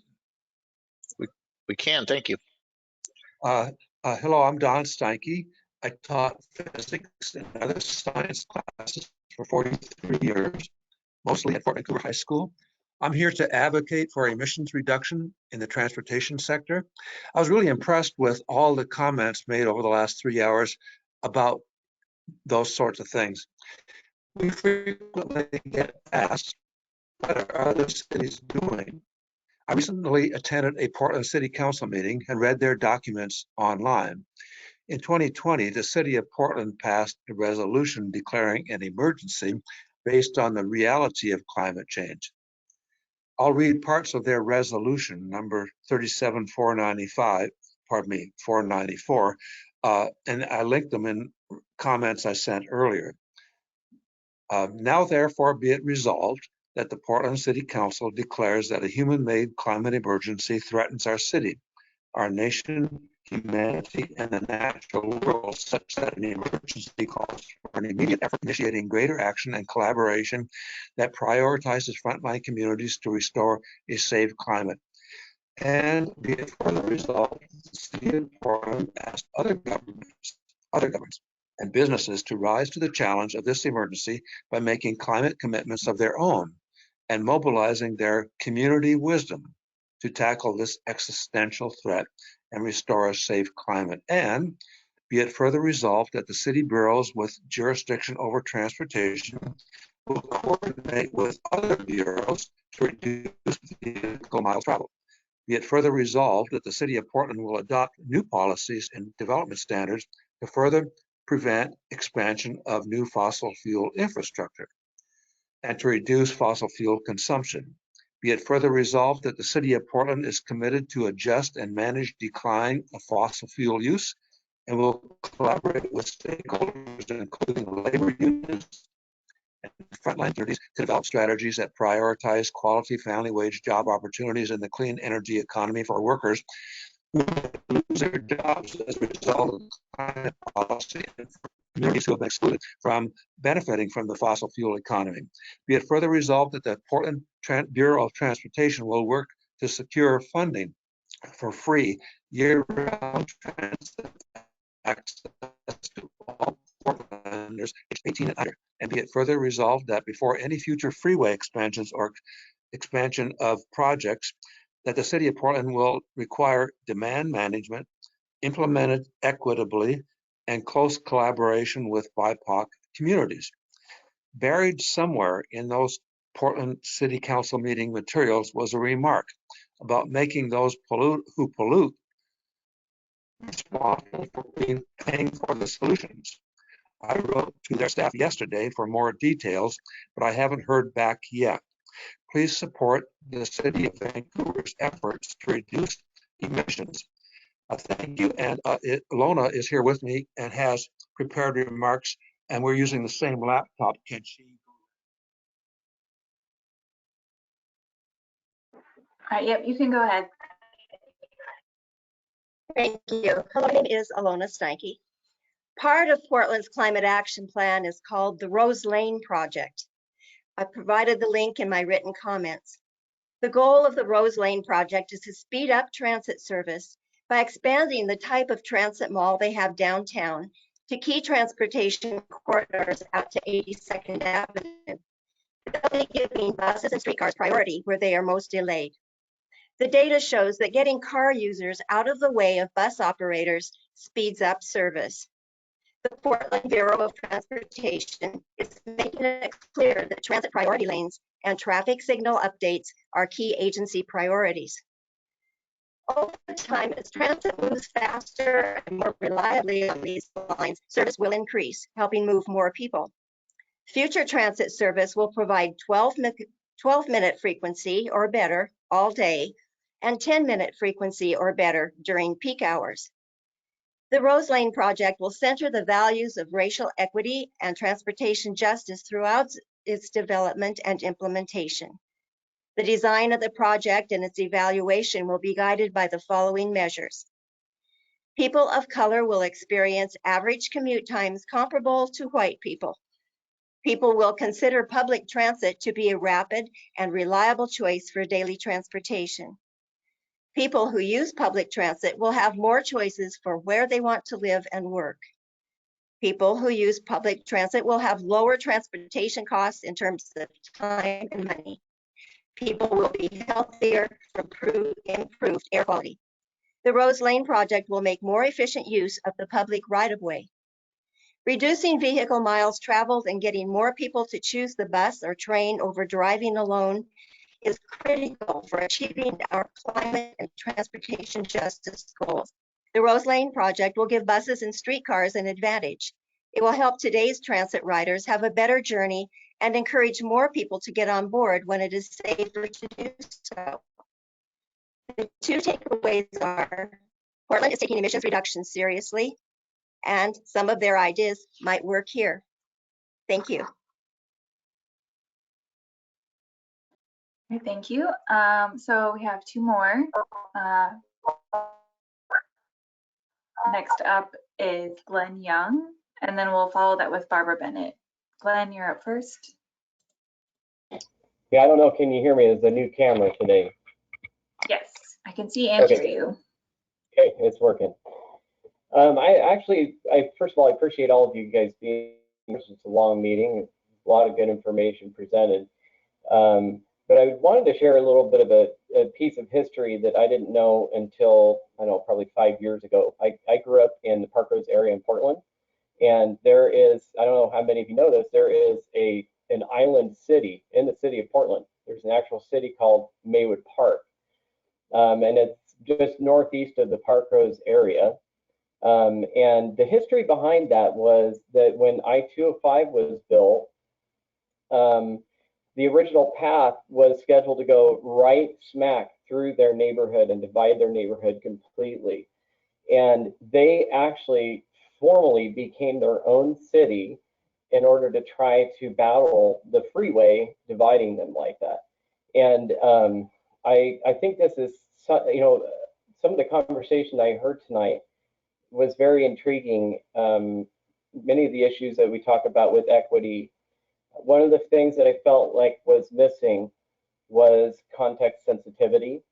And also we kind of talked about everything from a perspective of the transportation system. You know, how can we improve transportation? But we can't forget to involve those that are affected by these projects that we do. And I kind of look at, similarly to how the highway program was overall a positive thing for our country, something we really needed to invest in, something that really generated a lot of a higher standard of living for the people living in our country. And it was a good thing. We can look back on it and realize the mistakes that we made from it.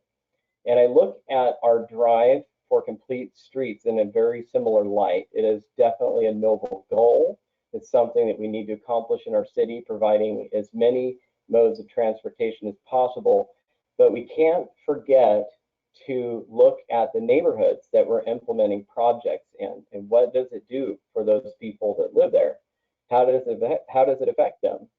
You know, because when you look back on the freeways in the 50s and the 60s, you look at the general population, if you were to do a poll, it would be overwhelmingly positive to have built all these freeways that we did. But if you go into the diverse communities that ended up being divided, destroyed, run over, demolished, I think that they would beg to differ about how the process went.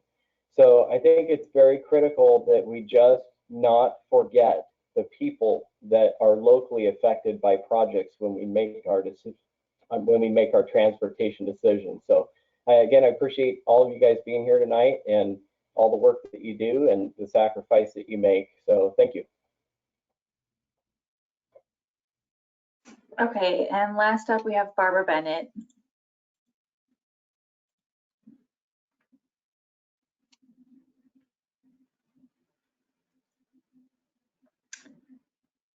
Barbara, if you're there, you can unmute yourself, start speaking. Thank you. Glenn has asked me to speak about my situation as a resident of Columbia Street for the last 28 years and a 77-year-old person. It's been very hard for me to not be able to park in front of my house. And one example I have of that was right at the very end of the bike lane process when it was just, I think, the day before they were totally done. And I went to Jensen Beach to do some birthday shopping for relatives. And when I got back, since I had a lot of heavy bags to lift, decided I would park in front of the house temporarily. They weren't working on this section of the street at that point, but they did have the signs up that no parking between such and such hours. Anyway, I knew I couldn't carry those bags all that way, all that distance from around the block, and because they were too heavy. And also I was hadn't eaten for 6 hours and I was beginning to have low blood sugar signs. And so I went into the house for less than 10 minutes, brought the packages in, grabbed some cold salmon out of the refrigerator, went back out, and there was a $40 ticket on my car. That's just one example.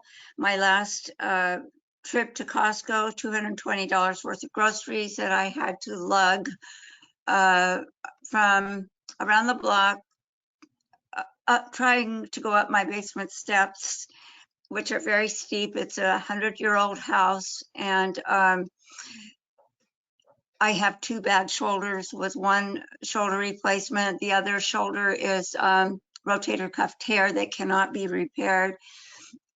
It's very hard not to be able to park in front of my house. And most people, when they buy a house or rent a house, plan on being able to park in front of it for the rest of their lives. Well, this hasn't happened for me. And I know that I also have other neighbors who have been inconvenienced. Speaking about the sidewalks downtown, they're treacherous. I've had two very bad falls where I broke my upper jaw and 6 of my teeth, and the other one was a rotator cuff tear. My neighbor broke her hip and had to have a hip replacement surgery. So think twice about denying people access to their homes in an easy way, please. Thank you for having me. Thank you, Barbara. Okay, we'll go back to James Paulson. I don't know that he has joined. I don't think that I see him listed in the attendees list. But if not, that was all that I had. Who had registered? Well, thank you, Julie. Just wanted to say, for whoever's left that presented tonight, thank you. Appreciate everybody taking the time. I know we went a little bit over tonight. As a reminder, our next meeting will be on October 5th. All information will be recorded online, and the information tonight was also available there if anybody has any follow-up there. Otherwise, with no further items on the agenda, we'll consider this meeting adjourned, and we'll see you next month. Thank you, everybody. Bye, all. Thanks, everyone. Thanks, everyone.